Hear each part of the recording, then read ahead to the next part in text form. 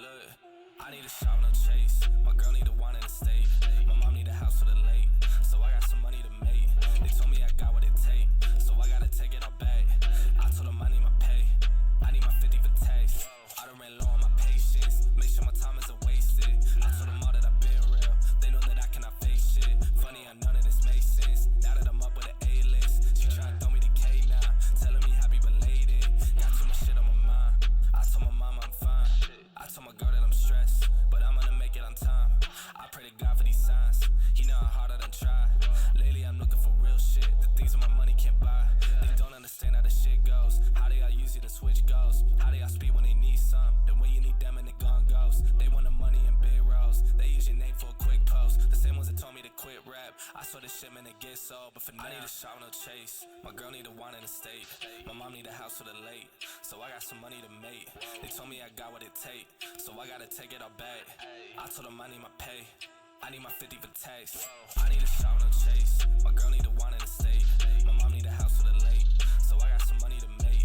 They told me I got what it take, so I gotta take it all back. I told them I need my pay. I need my 50 for tax.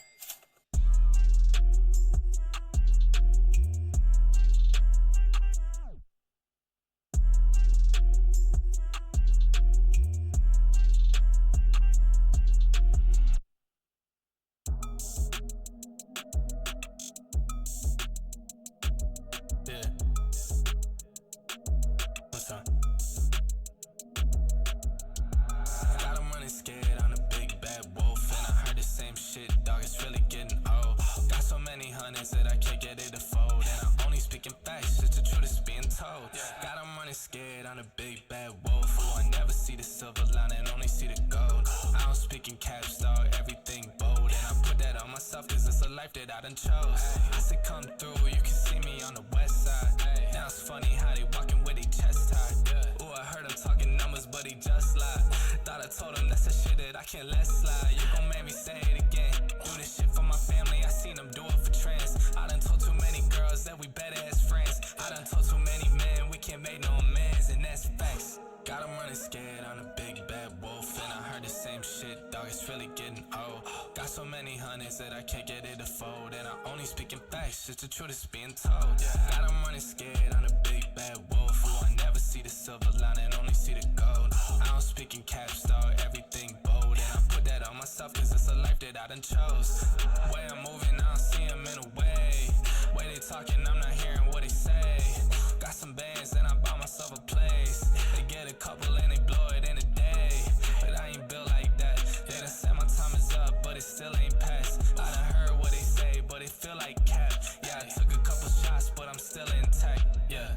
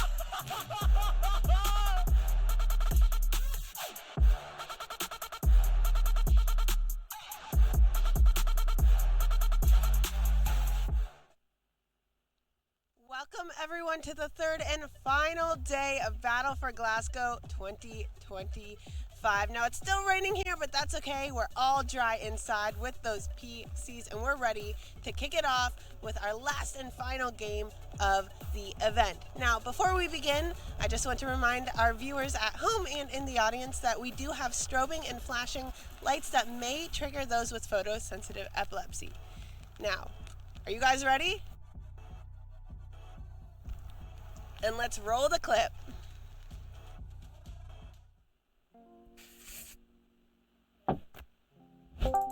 They're clearly coming back to win. They won before. Why wouldn't they do it again? Grizzlies literally only won Rocket League last year, may I remind you, was Chargers. They won Valorant, they won League of Legends, they won Counter-Strike 2. They're gonna do the exact same, if not even more, this year. Hey guys. Trajan, settle something for us real quick. What's up?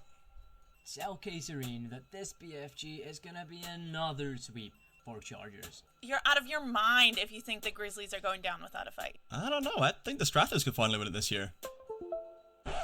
What? Okay, let me break it down for you. Strathers Overwatch 2 team are at the top of their game. Coming off a second place finish in NSE and a win at Battle for Scotland, those guys are hungry for yet another win under their belt. Oh, please. If we're talking winners, it's got to be the Grizzlies. UOG has a legacy at this tournament. They've got two-time Rocket League MVP Rossi Tusasi back for blood. And with Rainbow Six returning to the lineup, we're looking at total domination. Total domination? The R6 win was 2 whole years ago. And if we're gonna talk players, Challenger level player Heavinix is returning to the GCU League of Legends lineup. And with Valorant MVP Smile back for another year, I think we're looking at another win for Chargers. They didn't even have R6 last year. Chargers have it, I'm telling you. Come on, dude. This is historical data analysis, okay? You're falling into the trap. There's They're no not way. going Just to doing lose, their they're gonna keep their streak. Come on now, folks. Rossi Tusasi. Guys, we're live in 5. Yeah, sure. Thank you. Thank you. I do wonder who's gonna take it this year. Well, there's only one way to find out.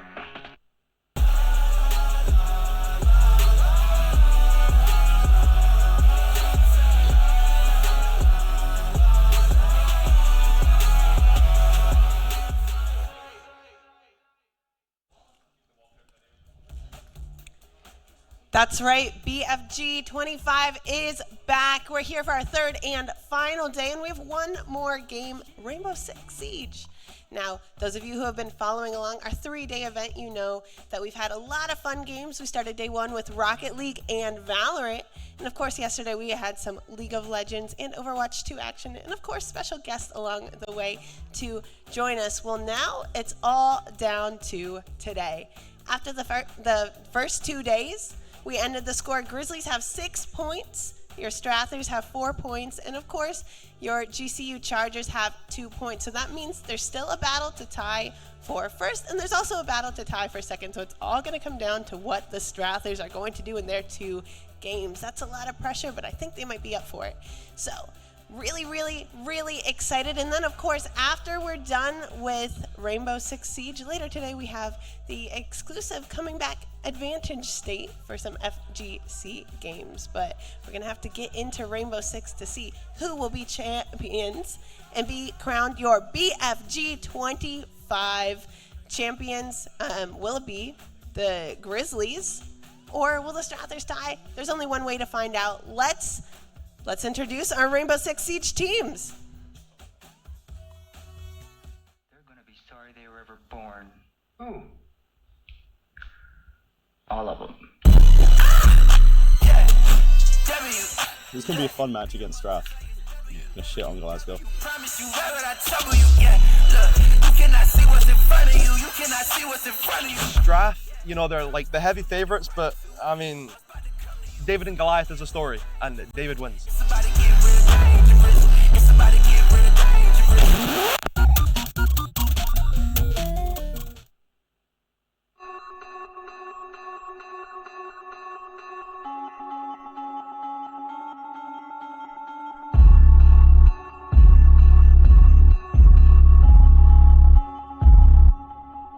Say you'll be gone in a do on the chase. Like an update, now you all in my face. Fuck what you say, but you're still on my pace. Better for you, I'll be counting them days. Took me a lot just to keep up the pace. I'll be a god, I'ma follow my ways. I'ma be humble, you'll stay in the place. Fuck up a case, you a fucking disgrace. Say you be gone, and do on the chase. Like an update, now you all in my face. Fuck what you say, but you're still on my pace. Better for you, I'll be counting them days. Took me a lot just to keep up the pace. I'll be a god, I'ma follow my ways. I'ma be humble, you'll stay in the place.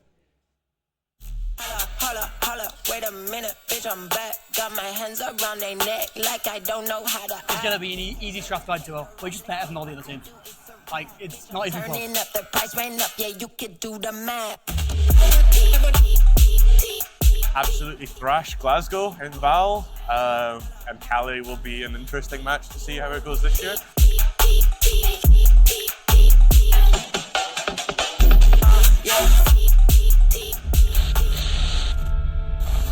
You're not ready for Big Ma being Khan to rock the stage.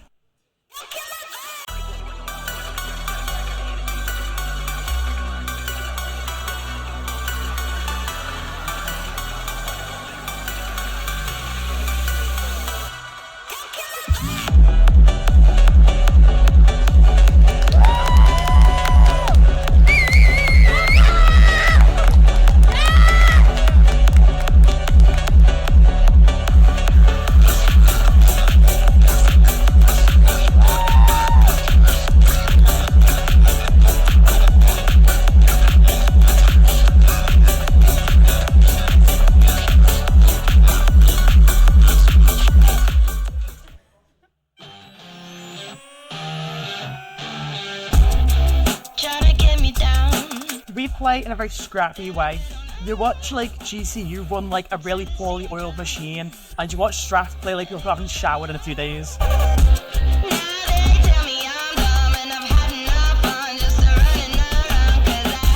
Let's just say the Hulk mirror might be coming out, and I think they're scared. Ombre, you know, you don't want this. You don't want this Hulk mirror.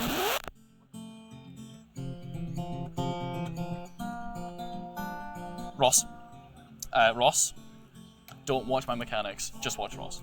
Solid. Ross might be able to carry. Find out. Ross.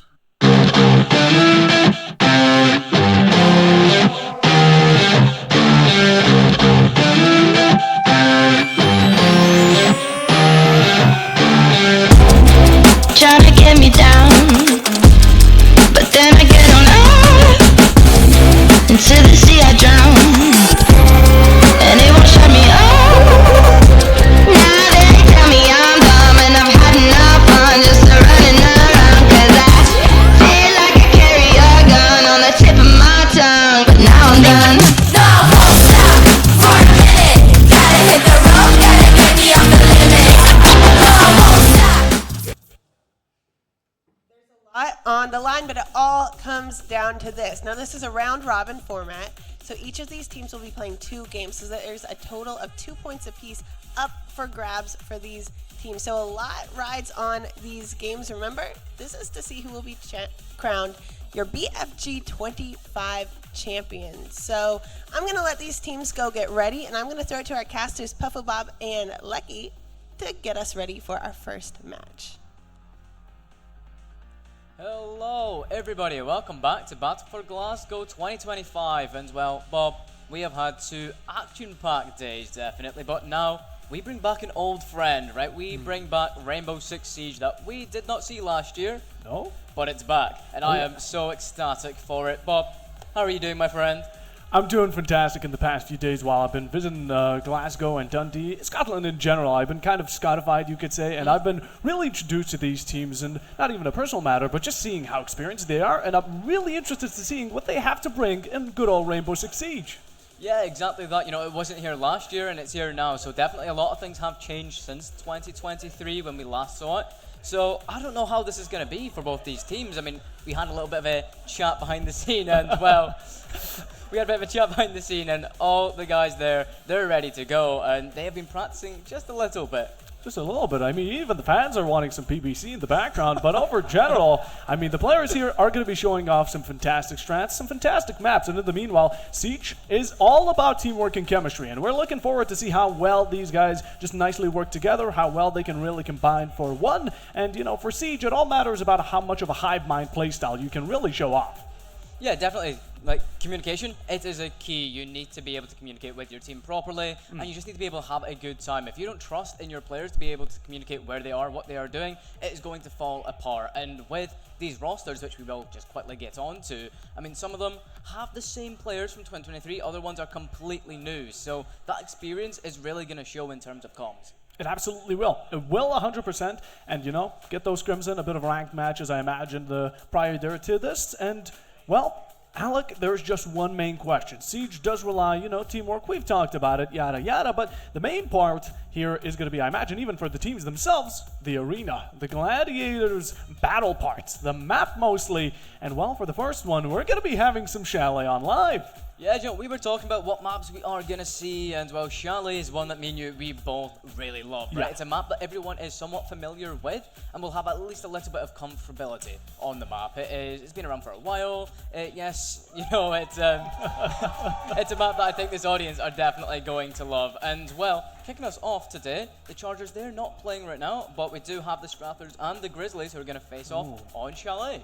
That's going to be meaning a lot. Like we saw with the scorelines currently for the entirety of the BFG Grizzlies, they have a lot here. They are going to be playing for quite a while. You see it, 6-4-2, they get this one. And I mean, they've already granted themselves quite a ticket, if I do say so myself. But let's talk about Chalet, shall we? You know, this is just that usual, it kind of replaced Clubhouse. Clubhouse back in the day was something everyone knows. You have to know. It's an essential for Siege comp and in general, even ranked experiences. And now Chalet has started kind of picking up the similar pace, which means we're going to be expecting a lot of knowledge. But, you know, I'm going to be asking you this, Alec. What operators are we thinking to see maybe? What operators when it comes to Chalet? Well, I mean, to be fair, there's so many operators that do work because this map is just, there's so much potential. But what I want to see is I want to see a lot of verticality, right? Oh, yeah. Especially in that basement site. You need to be seeing the likes of Buck maybe, even, I mean, Sledge is not really that used now. But if the Buck fan was to somehow come out, I don't think it will do, but Sledge would work, Ram as well, so verticality is going to be something that you really need in Chalet.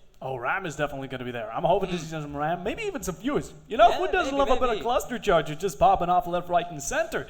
But we do have that for the first one, and again, this is going to be Grizzlies, a lot on the line here, but in the meanwhile, you know, we have Chalet, we have some bands. Alec, I'm going to ask you this personally. Who do you hope to see? What operator really gets your edge up? Oh, what operator now? I can't lie, I'm a dirty little Doc main. Oh, God. Yeah, Help I us know. all. Boo me, but Doc is a comfortability for me, and well, he's not really that useful in terms of like this new meta that we're in, but if you play comfortable operators, I think on the LAN setting, if you're comfortable in your operator, you should be comfortable on this LAN setting. So I'm hoping to see like some of these picks and operators that we have seen on, like, for example, previous games, and getting into like the rosters, talking about like all of the operators that we've seen and that they have played time and time again. We're seeing a lot of like the likes of Legion, a lot like Ash as well, Ace. So comfortability is something that I'm definitely looking to see on this stage. You know, it's ironic seeing a Scottish man liking some French action. But in the end, you know, the Doc, it's very valid. I'm expecting to see some Doc as well. Maybe Doc, you said the Ash Legion are definitely going to be the go-to picks. Maybe even possible bans if people want to get a bit more cheeky with it and try target out some specific players. But in the end, we also have such as Warden. And I imagine, you know, if one would be banned, some people are really going to be enjoying themselves. Blackbeard, Monty, Blitz, Shields have been a real thorn in the Siege side right now, especially the community in general. They hate playing against it, but having a shield on your team, that's a blessing. Oh yeah, definitely. If that Monty or Blitz comes out, that is going to be brutal. You need to... I would be targeting those shield bans, but I don't know what the players are thinking. They might have certain bans that they know that some of these players are really, really good on, but the shields are something that we're going to have to watch out for, right? Play a lot of trap operators to try and slow down those shields and just... You know, you just don't want to see that Monty, especially basement site, specifically in Chalet. Monty there is just absolutely a nightmare to go against. He is. He is a nightmare. Everyone hates him, and you talk about that verticality, which is going to be huge. But the one thing with Chalet, I'm hoping that we're going to be seeing it a bit more from these teams. You know, in your Siege, your usual Siege play, the standard ranked mindset is top floor and bottom floor are usually the best. Not so much on Chalet here. Chalet is absolutely brilliant with any floor. You can go kitchen, you can go bar, you can go anything you wish, but in the end, it's all going to work out fine as long as you know how to play it. But verticality here is going to be a max effort strategy. When you're going to be playing upstairs, there's going to be verticality from below. You're going to be playing below, there's going to be verticality from above, vice versa. And in the end, we're looking towards how these players are going to be utilizing it and also how the defenders are going to be looking to stop it in their track. Yeah, well, stop it in the track, you're going to have to be droning, right? You have to drone everything on Chalet. There's so much potential for that verticality, like you were saying. You just need to be droning and communicating everything with your team. And I think we're going to see the sort of comms hopefully come together. But let's go speak about rosters, because I did mention that experience is key when it comes to communication. And, well, we are not seeing the Chargers yet, but what we are seeing is University of Glasgow and Strathers. And on this roster, there is a lot of experience, definitely. We won't go too much into like ranks per se, but Champ top 6,000 I think is on that roster, which is definitely an achievement to hold. It is an achievement. It's something to put on your name, you know. You go into a ranked session, everyone sees you're a champ. They're going to be shivering in their timbers, at least the most of the likes of them. But let not rank speak the most of it, because actions need to get louder in this time around. Again, if a champ cannot work with this team, Rainbow Six Siege just fails as a whole separate thing on its own. Because teams matter most. If you can't get that chemistry, it all falls apart. And each single part of the team needs to work together. Again, you lose an ace, you lose a heartbreacher, your entire execution is gone, done, and dusted in that moment, and you need to completely think of a new strategy of how to go around it. Now, most of the time, people will resort to, some may say direct violence, as in just rushing in, trying to gun your way into side, which normally seeing how defense works out, how many operators are there to deny it, such as the Aruni, Azami, so many defenders just to stop you in any attempt to rush, you know, it normally doesn't tend to go the way you want it. Yeah, you know, you need to be able to think on your feet. It's just one of those games where everything is not going to go as planned. You need to be able to come up with different strats and utilize everything that you have. Now, Bob, is it time to maybe get into it almost? Is it time? I think we're almost getting in for the bans, and well, here we go, Bob. What are you expecting to see? Oh, the bans. There's so many, like you mentioned, but I'm going to be aiming towards the attacking side, possibly Dokkaebi. It's going to be the shields. It's going to be even maybe a bit of ram action. And the first one that's going to be getting removed is Brava. That's definitely one of the go-tos as well. Brava here with the main camps is absolutely astounding. Yeah, no, Brava definitely a really good ban to pick up. And now, what are we going to see here? The Deimos ban, right? Deimos ban coming out. I think this is a target ban. Yes. Yeah, definitely. There is someone on that roster. There we go. There's someone that plays Deimos really, really well. Might just have to call him Shaiko, but you know, for now, Deimos is gone, and well, Mira also follows. Thank God. I hate Mira. I hate playing against her. I hate watching her. She is so devastating. But in the end, the final ban is going to be none other than Fenrir, which Chalet is going to be offering up a bit of that K2 Barao combo, which is quite unforeseen. But on the attackers to counteract it, there's still the Thatcher left up for availability alongside the Maverick, and I'm looking for how round one is going to be looking, especially for Strathers. Now, normally, I wouldn't say that this is any sided map. It's not going to be defender sided, it's not going to be attacker sided, but defense in general is a bit more comfortable. Yeah, definitely. Whenever I play Chalet, I want to be on defense, because I think everyone just, you know, that's what I think defense is probably the easiest just to go for in terms of like every single map. That might be a strong opinion, but Chalet is definitely one where I think defense just slightly is favourable in this position. Now, you mentioned how basement and top floor, they are your favourite sites. We're not seeing that here. All right, we're going to have to see how they're going to be managing out with it, but as we said, this is what I mean. The top floor, some people consider it best, but I think that's a false statement. I think that these two bottom ones, or rather the first floors, are going to be the best. Kitchen and gaming are fantastic. As long as you can uphold that verticality and nicely secure a piano side, have yourself library locked in and tucked, Grizzlies here are going to be having a good run, especially that Frost, which was best introduced on this side directly. Yeah, definitely. Verticality here is going to be huge. You want to have someone locked down library. You want to have someone in piano as well. As soon as you lose library, I think you lose this site. There is so much to offer if you are playing in library. And if you lose that, your verticality is just going to be gone. So, how are the Strathers going to attack this? Let's have a look at their lineup a little bit. The Dokkaebi coming out with the ace. They only have the one hard breach, so they are really depending on this ace to get things off.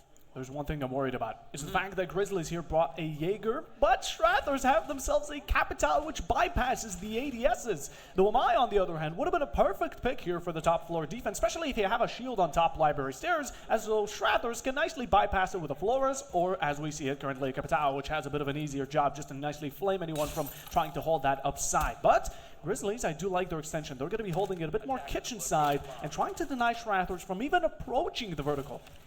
Yeah, definitely. No. Just like I was on about, right, Bob? Droning, it's going to be everything, especially in Chalet. Everything is such a it's so compact. You need to be droning out. You need to be giving information. And it's now just all about where are Strathers going to push from. We did mention Library is a great place to start. However, it doesn't look like that's where they're starting, as one is going to have to be taken out.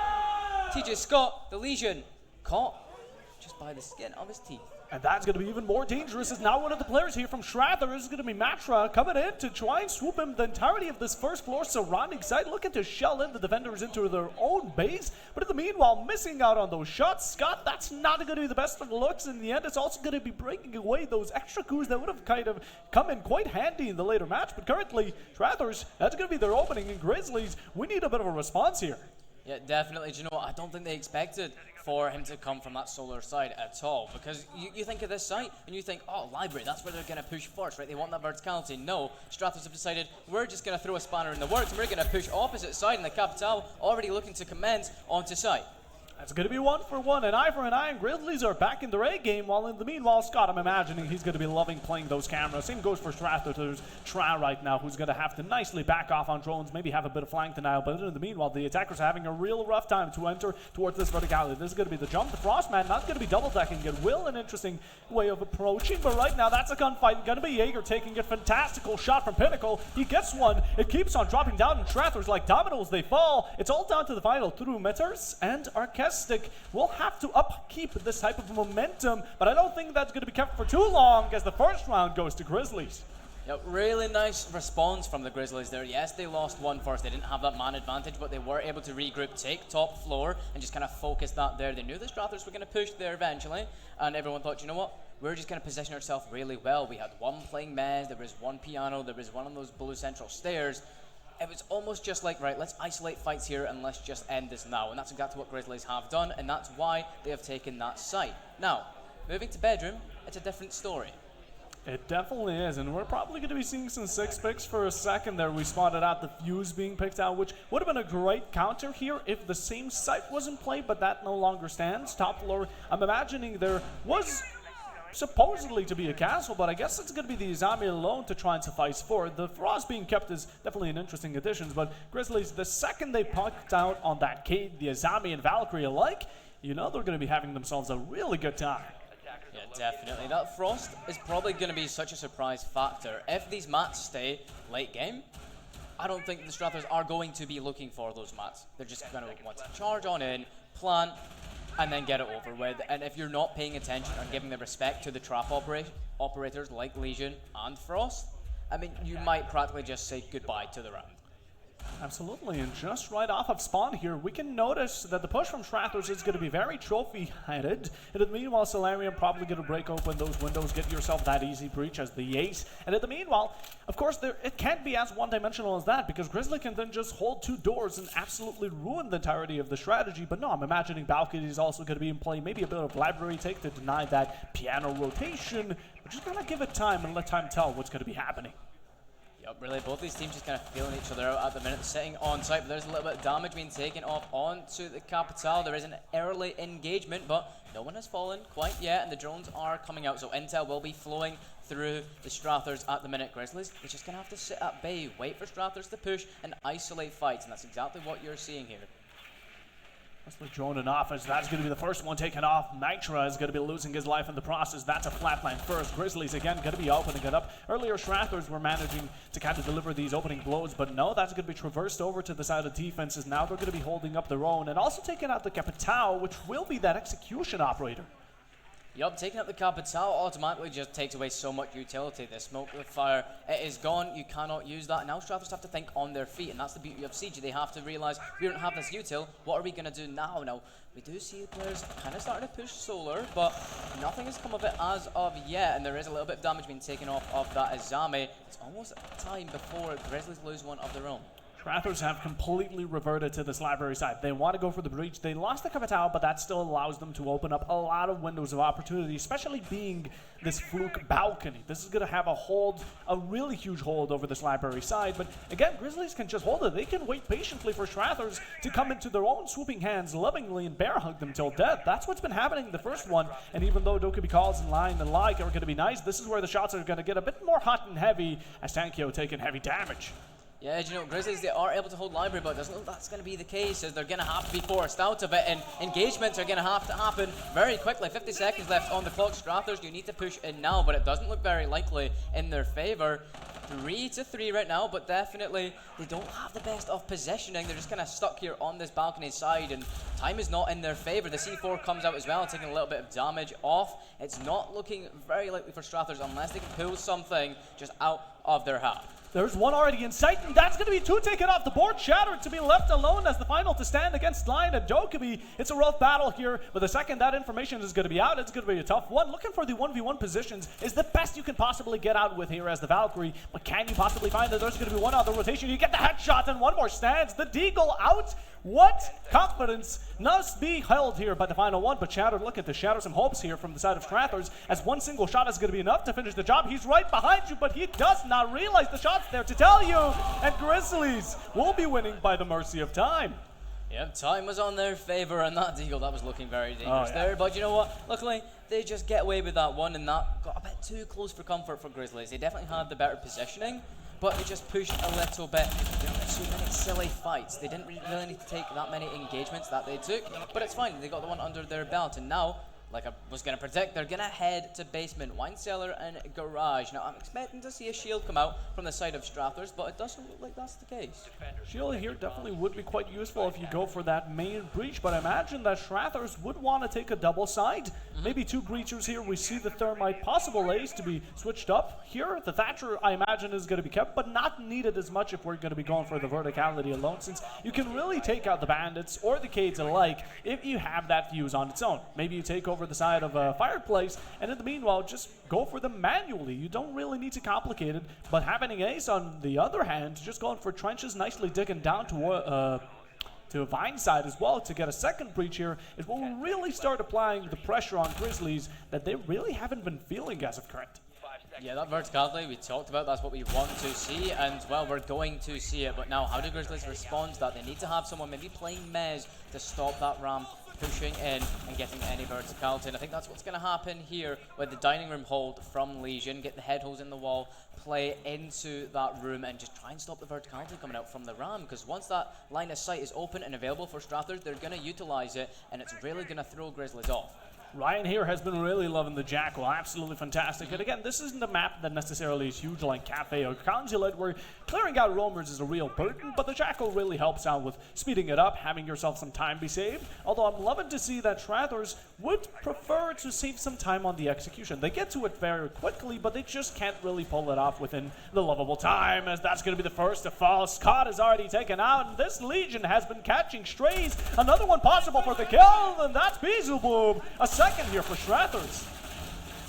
Yep, Grizzlies looking like they're going to have to think something else on their feet, as Strathers are bringing everything. It's a really aggressive push into round 3, and well, verticality comes out, but damage has been taken off of that ram as well. She is going to peak, but it's going to be taken down in the process by that Warden. That Champ 6000 showing why he has that title. Going to sit and just reload, takes time, get some comms and get some intel, because there is someone playing blue. Now this fight needs to be isolated. Completely pinched in between metal. That's going to be a C4 unlike any we've seen, but does not connect. Shrapnel not to be finding cools. And although some shots here for Ryan, he's struggling to return any to Pinnacle, but currently they're having a standstill, and you're about to be walking into enemy territory. The Lions, then you've woken him up, and that's another for the down. Strathers have lost composition. They're starting to fall off balance, and the last 3 attackers are not in sight. It just kind of seems like Stratford's attack has just all kind of faded away. They had a really good start with that aggressiveness, and then they just couldn't follow through in their gunfights. And now, yes, time there is a little bit left, but they're going to have to really think about their positioning here. They have players outside of the map. They have players in. What are they going to do to actually really get on top here? Well, the smokes are going to come out to play that. Visibility is going to be taken away from them, but Thermite is as well. It's a 2 versus 3. Make it a 1 versus 3. Now the Thatcher is all that stands left, and it's not a favorable position whatsoever.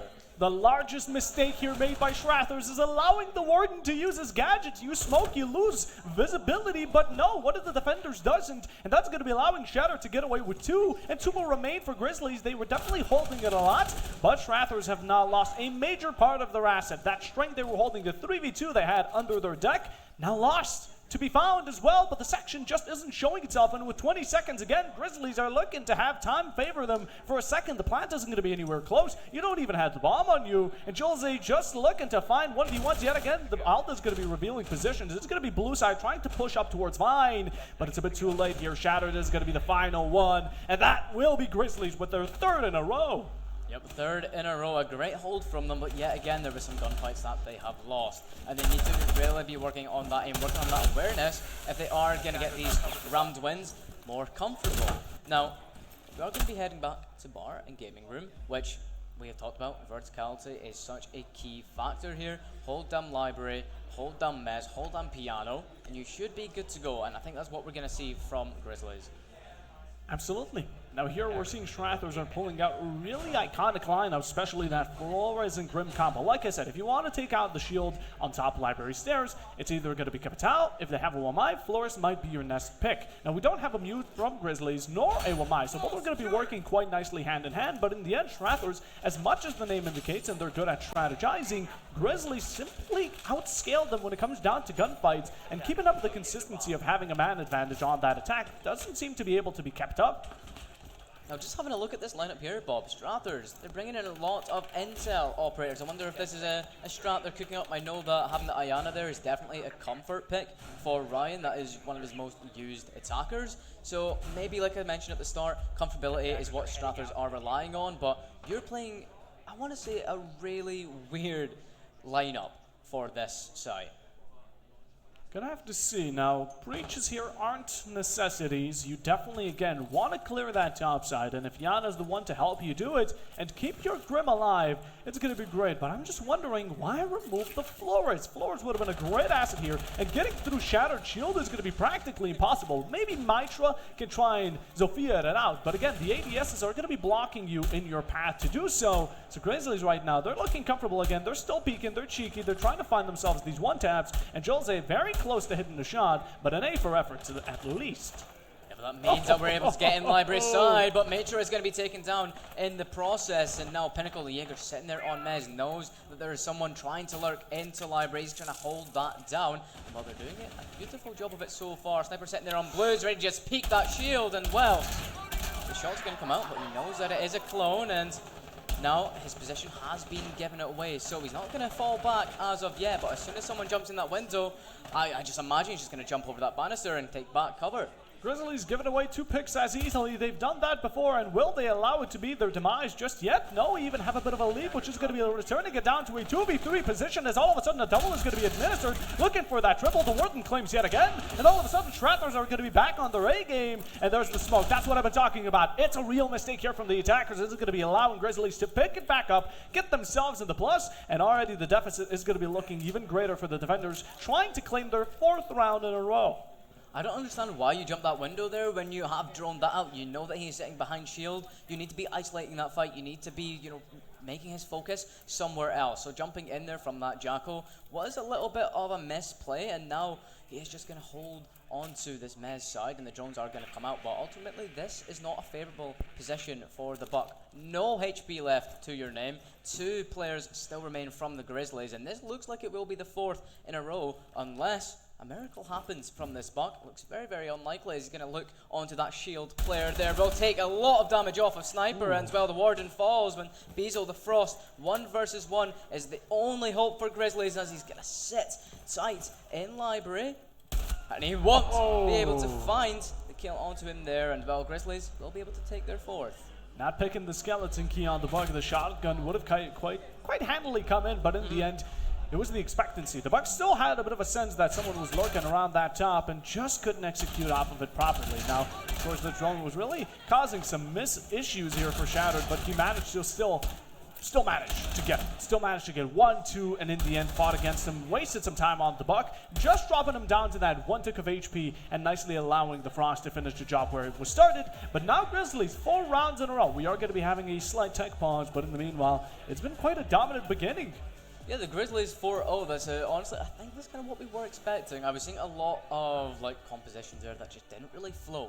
3 intel, I'm not sure what Strathers were thinking there, but then they had 3 intel operators and didn't use the intel correctly. That Jackal jumping in the window and then not being able to take out Sniper, the Warden sitting behind that shield.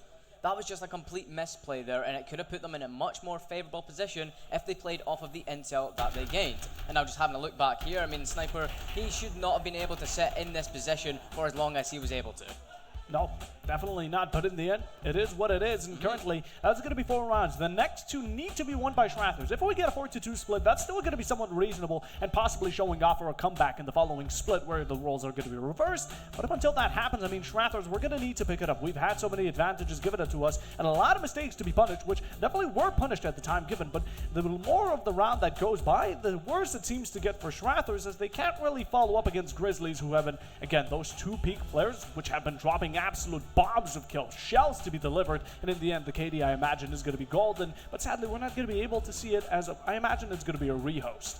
Yeah, probably a rehost, and well, it's probably the right decision to make, and Strathers, what I think they need to do is take this time to realize what is going wrong. They need to get their communication on point, and I think they are playing operators that are comfortable for them, and yes, it can work in certain situations, but we just haven't seen it work out for them yet. So maybe go more towards the meta, bring a shield. We've not seen a shield as of yet, and they can be a time waster for Grizzlies. Something to take a lot of time off and a lot of resources off of the Grizzlies.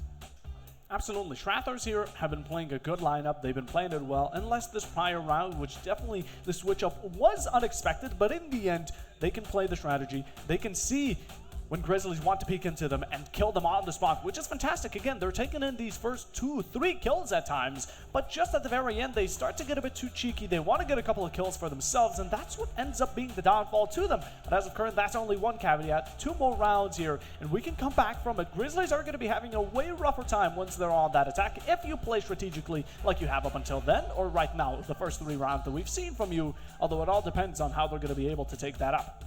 Yep, definitely, and now, well, once we have the tech pause, Bob, let's talk about what we have just seen, because what we have seen is obviously a dominant performance from the Grizzlies, but let's talk Strathers, because we have seen some promising moments, definitely. Yes. We have seen, for example, the Jackal of Rhine was able to get a lot of early picks. It's just unfortunately that they're not able to get the finishing results.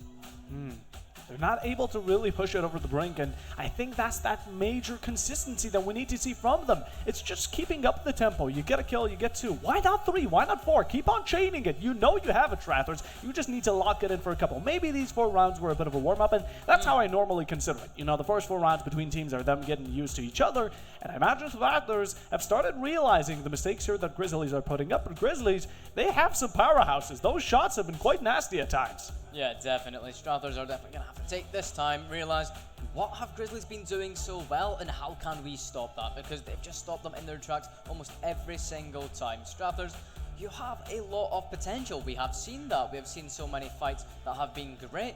It's now just, you know, about continuing that, being able to get it over the line essentially. So Strathers, it's just all about locking in, really. It really is. It really is, and we do not want to go onto the attack being 0-6. Yeah, because definitely. 1 round of a miss up on attack is as easy as it gets. Again, you can clearly slip up on attack. There's a lot of mistakes to happen, and especially when at this tier of competition, you know, it happens. It happened. Mistakes are a thing that we do, and especially even in the highest tiers of Siege. That's what ends up really losing teams, games, even rounds, even matches and series. But for now, if you can get 1 or 2 rounds at least, just to have yourself a bit of that line, that lifeline type of round, you know, in case you end up losing another, you're not going to be completely outdone and dusted. That's the best we can aim for. So my best advice right now would be play safe. Yeah, just play by the book, right? Play operators that are going to work. And, well, we have, like, I keep coming back to it, the intel that they brought. bring it in attack and actually use it this time. Use the intel properly, because in attack it is all about intel. It's all about communication, finding what operators they have, what utility they have, whereabout is it. You need to be able to take out this util and put yourself in a favorable position. Take a lot of the map control. That is all that attack is about. And if you go into this 6-0, like you said, Bob, it is so unbelievably easy just to falter. Absolutely. And the one thing I really want to keep in mind here is going to be the fact that Chalet is a very unforgiving map. But as of current, we're still having some tech issues, so to not keep you yapping, to not have you overload with all of this information, we're going to be taking you to a small short break and be right back with you as soon as we can be.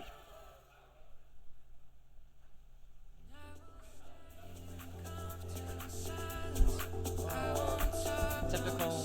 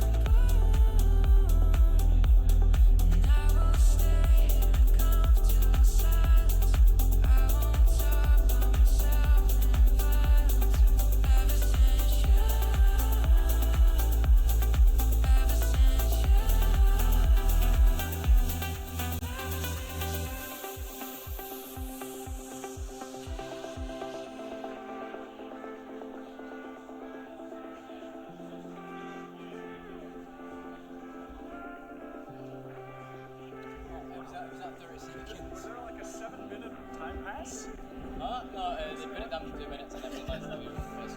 Since the first time, I asked them to put the kill feed back on, because I imagine for a lot of people, they don't even realize when a kill happens. Yeah. Second, I was looking at it as well.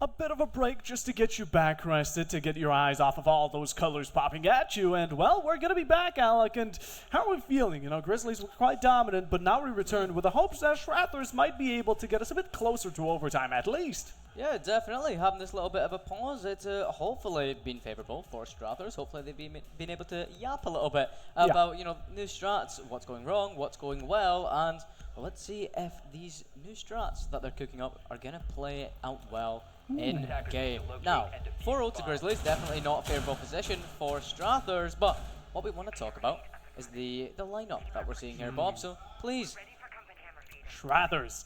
As much as I'm loving the Capitale, Grim, Yana, and Jackal, which aren't the best combination in the end, you want to have one rather than two and keep some space for that hard breach. It's Jose's pick that really catches me off guard. The Nook is a fantastic operator on the site because normally the way you want to take it, at times, at least most of the times, because Grizzlies could definitely be roaming, going for some C4s from below like you saw it previously, is the Nook checking out the entire map from the bottom till the very top. Yeah, no, definitely. The Nook is a beautiful pick, essentially, going into this side. Let's hope that the Nook can stay alive for a lot longer than what we have seen previously, but we're going into it. Hopefully Strathers able to take this one and go into their attacking or their defending phase rather up to 4-2. It would be really unfortunate to have that as a as a 6-0, but the push is going to come in from Garage, from Mitra, the Capitale, droning, getting the intel, being able to communicate with the rest of their team about where the Grizzlies are. What are they planning to do? What will they plan to do? I imagine we already saw Shattered Sniper, the very heavy roller at the very bottom, and we get the keep of the KD, so we see that he's going to be hitting triple digits possibly, or rather double digits this round. And well, that's where he's going to be going kind of down. We lose the Nook, we lose another. We talk about Shattered Sniper, speak of the devil, and he's going to be already facing the 6 foot under sentence.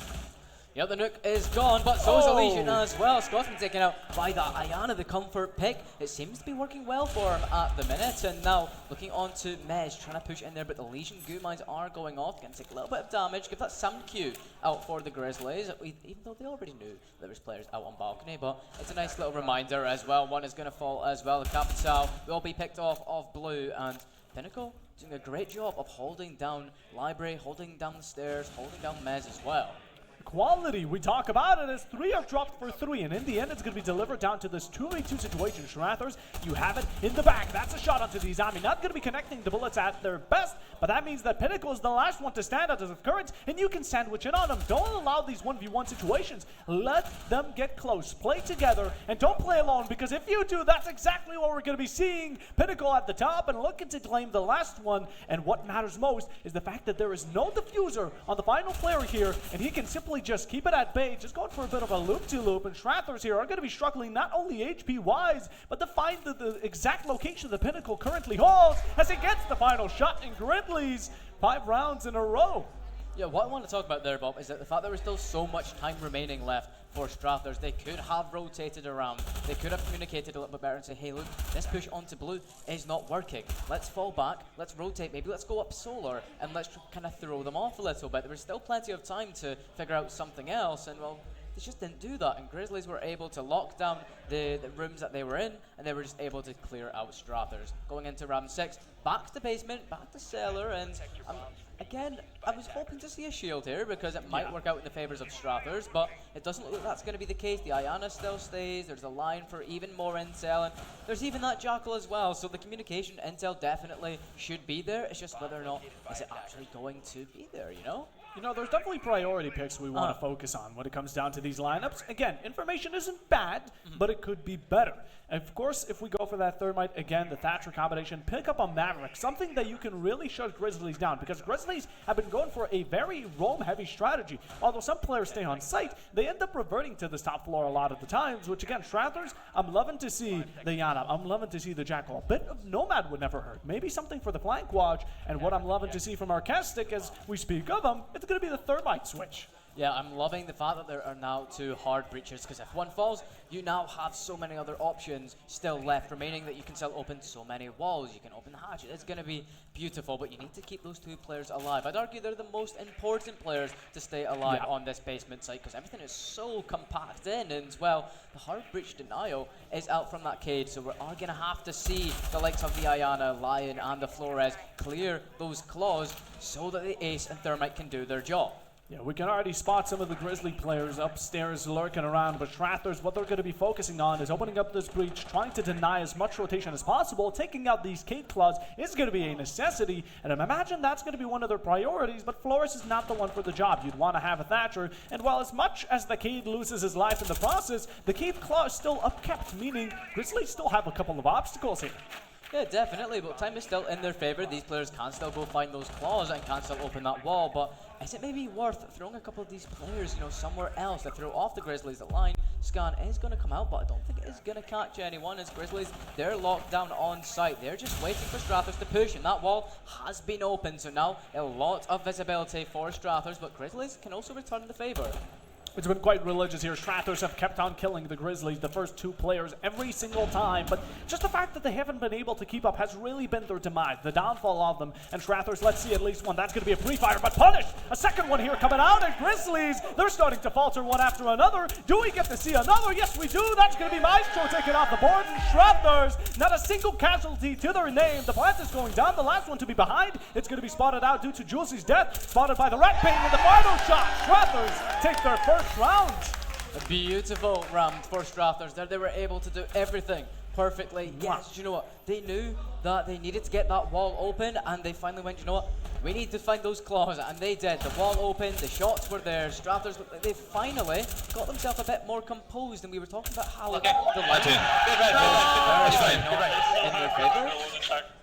We're talking about how the lineup was not in their favor, but it ended up working somehow. So it is what it is. Strathers definitely take it. And now, going into this next round, they're on defense. Ooh, now this is where that comeback time might shine, you know. Right now, Strathers are looking like the underdogs, but every single caster, I can guarantee you, loves an underdog story. Now, 5 rounds in a row to claim that match point before Grizzlies can grasp over it themselves, it's going to be a difficult task. But let's see you, Strathers. Let's see you show us the impossible can be done by your name. And Grizzlies, on the other hand, I'm already seeing, oh god, it's the shield operator, Likey.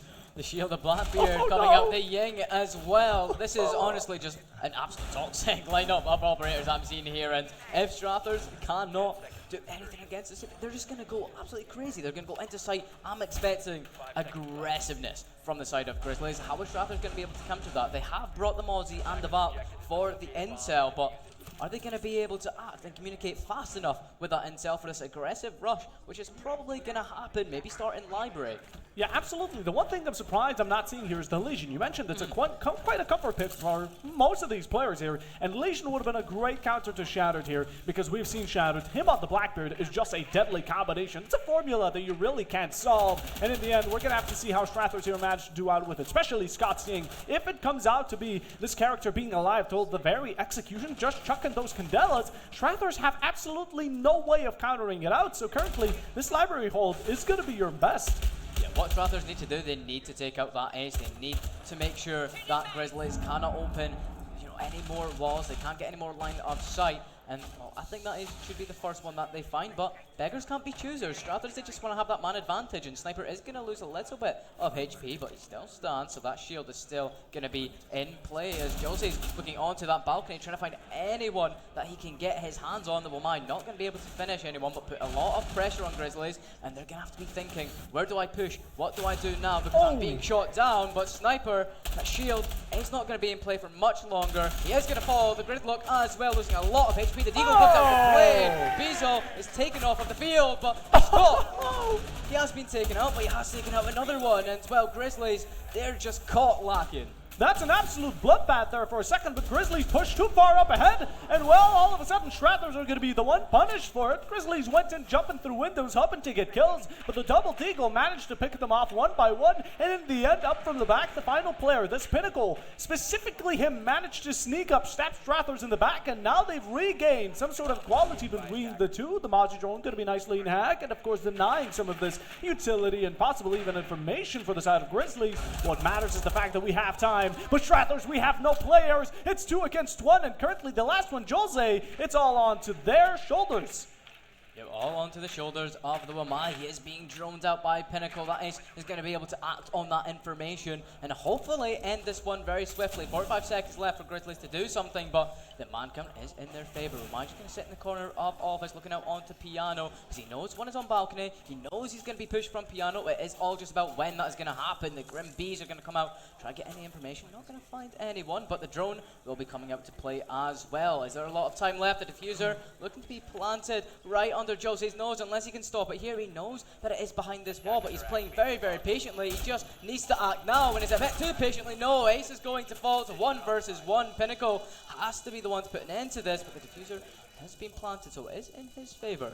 You need to push right now. Time is going to be running out. You have 30 seconds to reserve, 7 of those for the defuse, but Pinnacle, he's starting to hear the ticks, and he knows that pros don't fake, but Strathers, yes, they do. A bit of a shot awarding one at least, but you know, Grizzlies still play it safe and play it to their hands as a shot to the head right between the eyes. And well, that's going to be match point here for Grizzlies. Yep, match point. You know, I'm going to argue that Strathers, they probably could have held that defuse and maybe gotten it off there. It was really, really too close to call. But look at this library push here for Grizzlies and Strathers. This is kind of where everything happened. This is where the bloodbath of round 7 played out. And it was honestly an absolute masterclass from both teams. Everything went well, and it was just a bit of like back and forth. But the diffuser came in right under Jose's nose. You can hear it there. The players screaming because that somehow worked out for the Grizzlies. But it's all good. Match point. Absolutely. Grizzlies here are going to be looking golden. Even better, you know, you might consider it Siege terms it would be champion because 6-1 here, they might be able to pull off a bit of Brazil action between the two. And Strathers, what do we have to show for it? I've been loving Ryan. He's been constantly going for these comfort picks like you mentioned. It was Yana, the Jackal. Now it's going to be the Mazu, which has definitely been doing quite a devastating blow to the drone meta around Grizzlies' playstyle. But in the end, Grizzlies are going to be playing this fair game. They're not only bringing out the shields, the constant ying, but not this time around. They know they need 2 hard breachers for both sides of the main wall, and in the end, the IQ to deny the Cade personally. Yeah, now look at both of these rosters like you just mentioned, right? The 2 hard breachers, the Cade and the Bandit.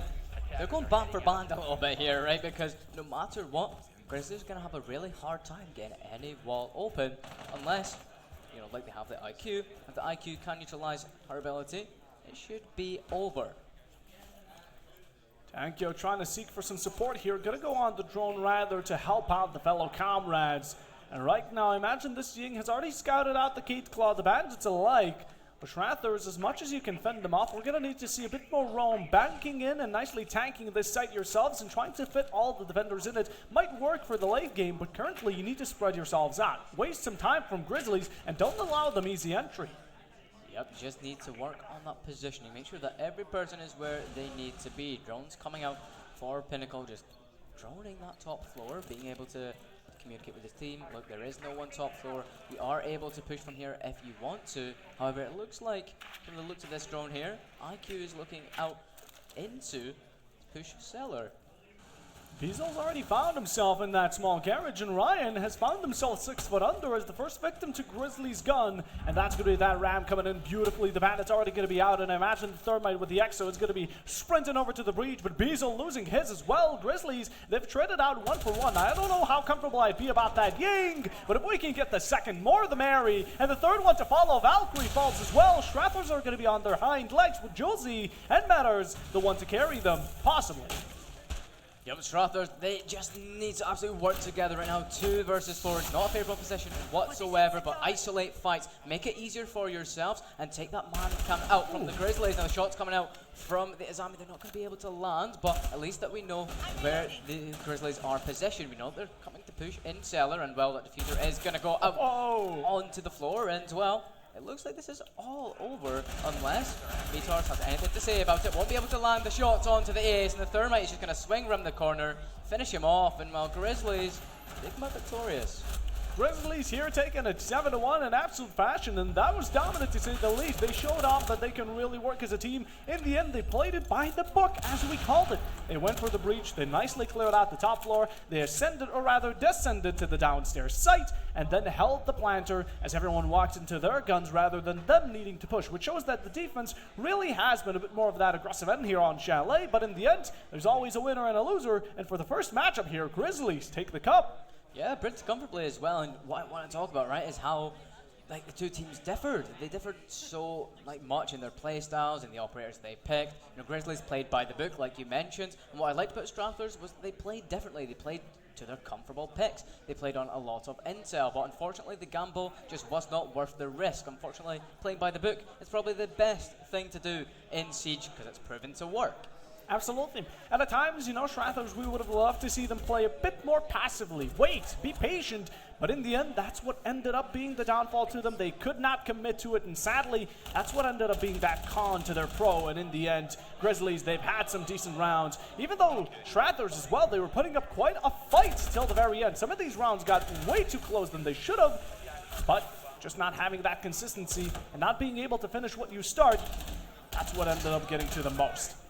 Yep, definitely. Well, you can just see in the replays here how dominant that the Grizzlies were, and it was just a masterclass. I imagine Grizzlies going on to their next match when they face Chargers, it will be more of the same. And Strathers, they're gonna have to, you know, pull a little more out of the book.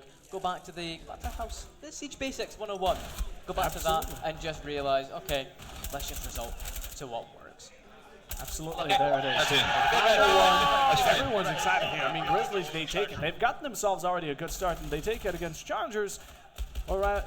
Against Chargers, and they're going to be basically taking BFG for themselves. It's going to be a good booking here, but they still need to find out a comfort zone from that match. And before we get to it, I mean, look at these shots. Some of them were really fantastic, and these 1v1s in the end ended up being quite tense between all of their players.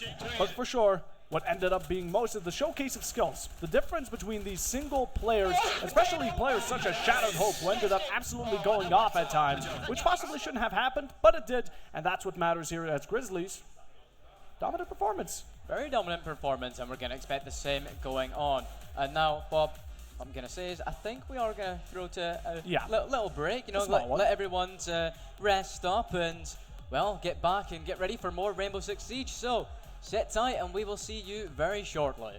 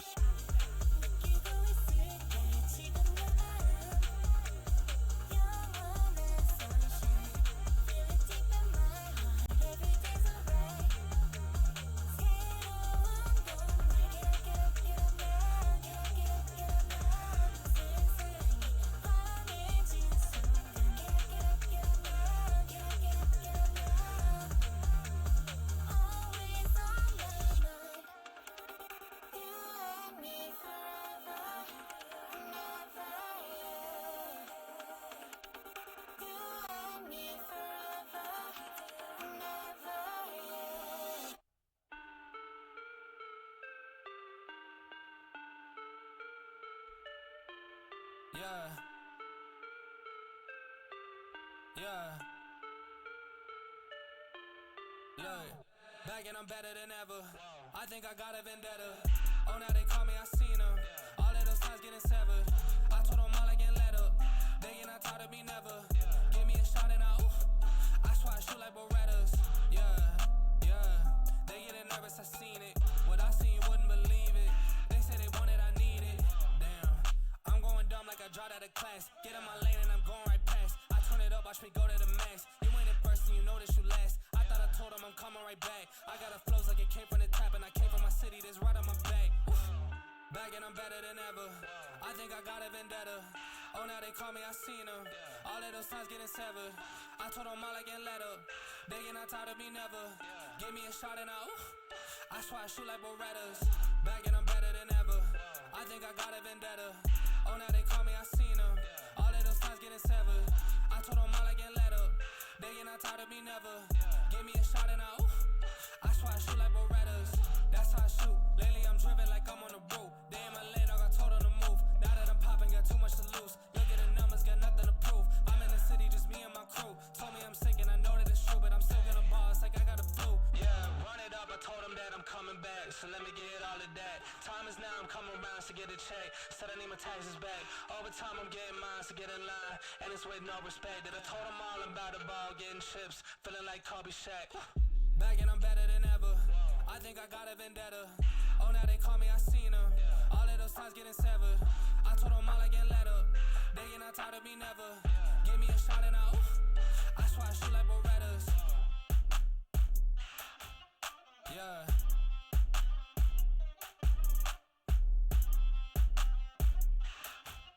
Yeah. Look.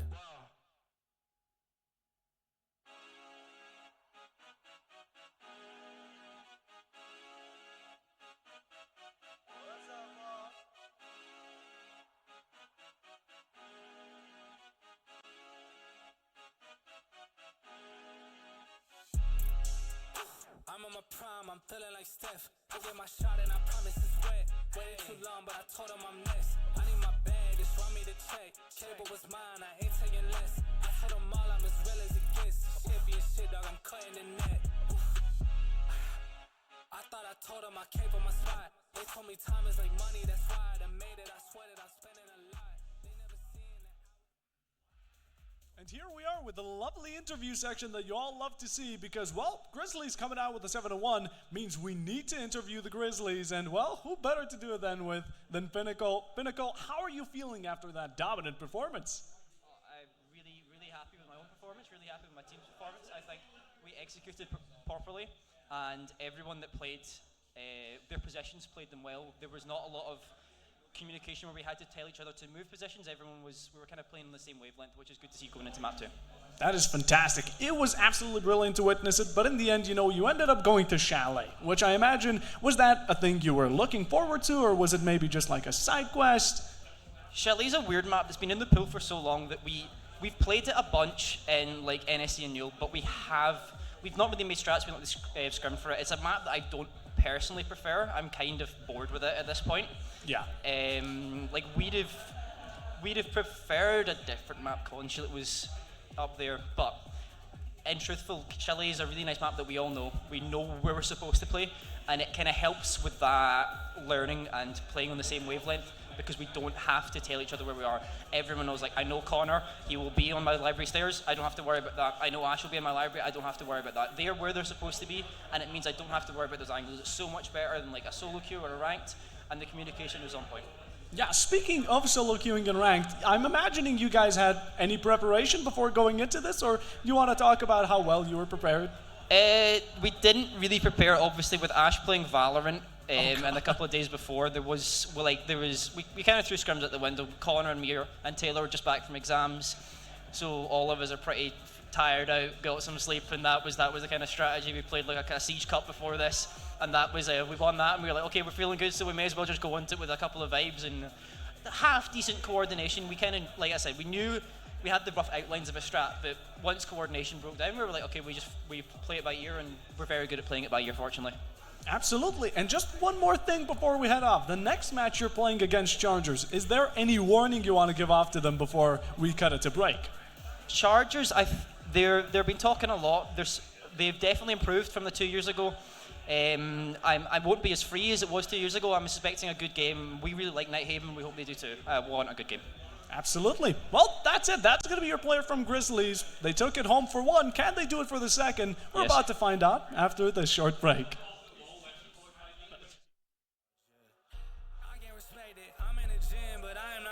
Came from a Ford, I'm needing a Lexus. Shooting like Luke, I told him I'm next. Just, oh my God, I'm just playing with him now, yeah.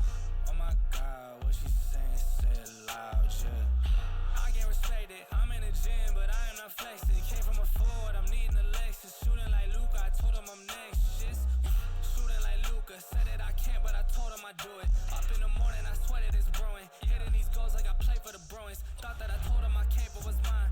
Throwing shade, but I'm still gonna shine. They try my wrist and they know it's my time. They ain't see the numbers, I swear that they blind. But that's how it goes, they know when I'm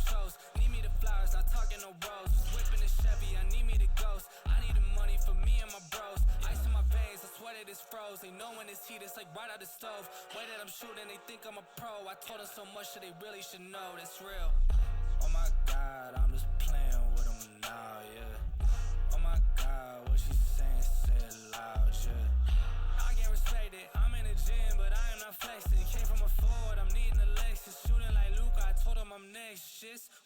Oh my God, I'm just playing with them now, yeah. Oh my God, what she saying, say it loud, yeah. I can't respect it, I'm in the gym, but I am not flexing. Came from a Ford, I'm needing a Lexus. Shooting like Luke, I told him I'm next, shit.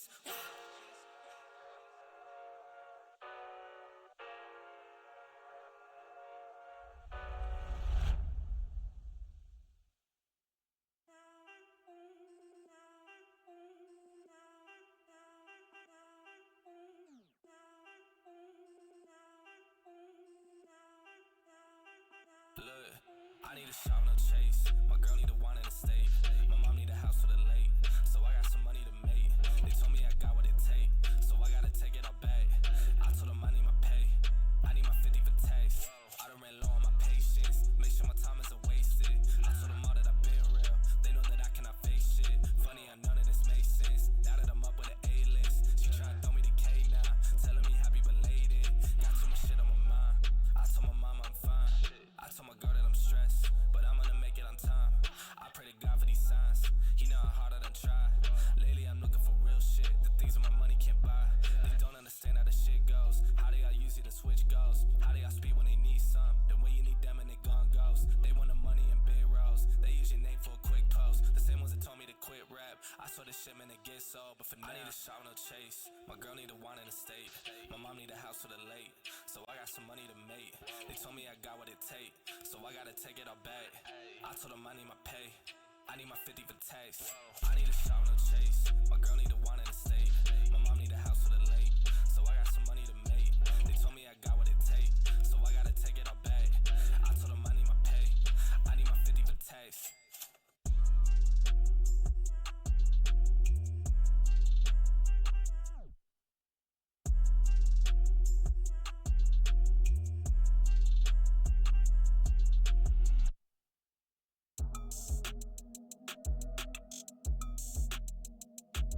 Yeah. What's up? I got them running scared, I'm a big bad wolf. And I heard the same shit, dog, it's really getting old. Got so many hundreds that I can't get it to fold. And I'm only speaking facts, just the truth is being told. Got them running scared, I'm a big bad wolf. Who I never see the silver lining, only see the gold. I don't speak in caps, dog, everything bold. And I put that on myself, cause it's a life that I done chose. I said come through, you can see me on the west side. Now it's funny how they walking with their chest tied. Ooh, I heard him talking numbers, but he just lied. Thought I told him that's the shit that I can't let slide. You gon' make me say it again. Do this shit for my family, I seen them do it for trends. I done told too many girls that we better as friends. I done told too many men we can't make no amends, and that's facts. Got him running scared, I'm a big bad wolf. And I heard the same shit, dog, it's really getting old. Got so many hundreds that I can't get it to fold. And I only speak in facts, just the truth is being told.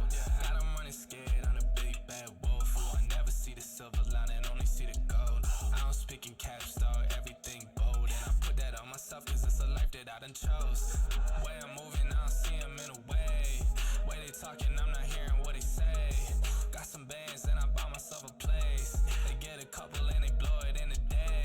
But I ain't built like that. They done said my time is up, but it still ain't passed. I done heard what they say, but it feel like cap. Yeah, I took a couple shots, but I'm still intact. Yeah.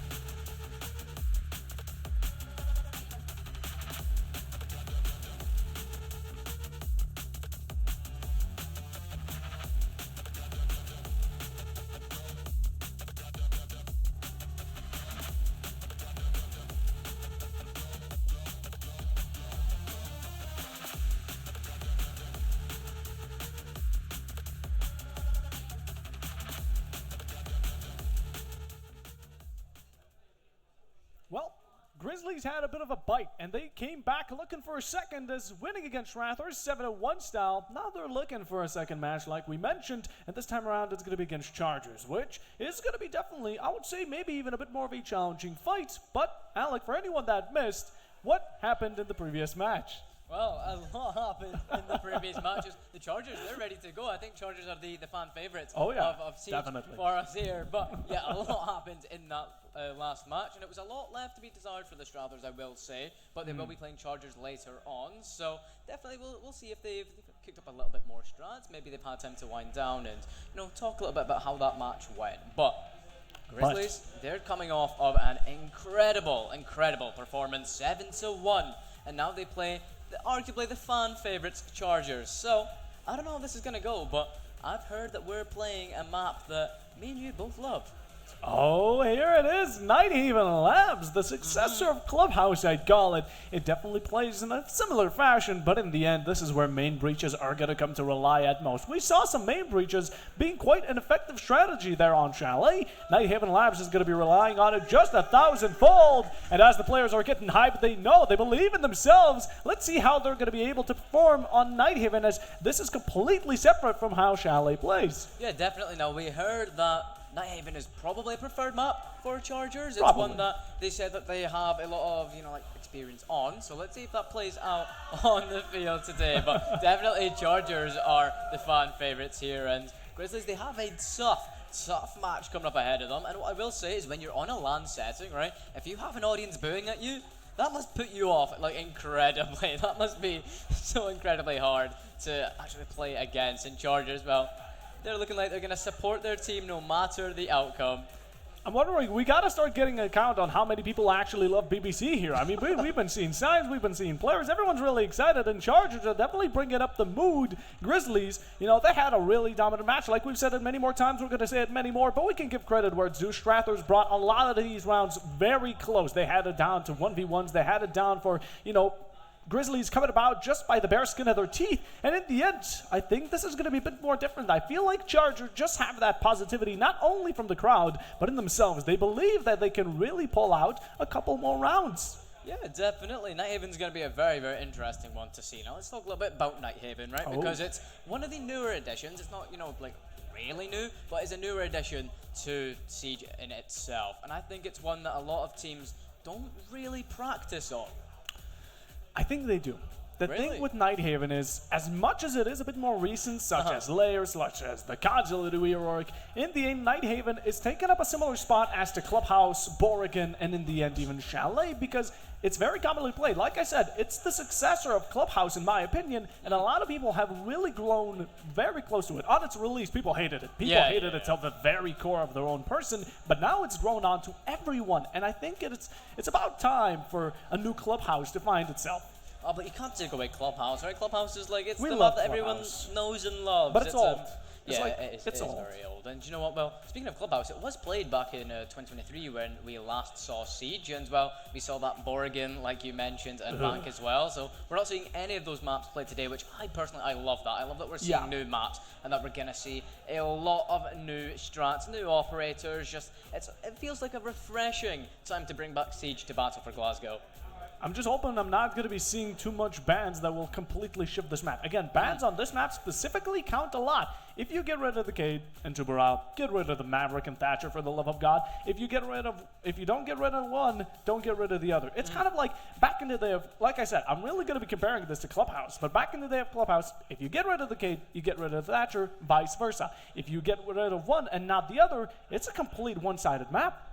Yeah, definitely the bans are going to be really, really important here, and it's going to be interesting to see if they stick to the books or if we're going to see some comfort picks, if we're going to see comfortability. That's all that we saw from Strathers, and I think this is going to be, I'd like to say it's going to be different, but when you're on a LAN stage, you want to be comfortable. I keep mentioning that comfortability is a big thing. Nerves are a big thing as well. So if you're going to play comfortable, fair enough, but just know that it might not work.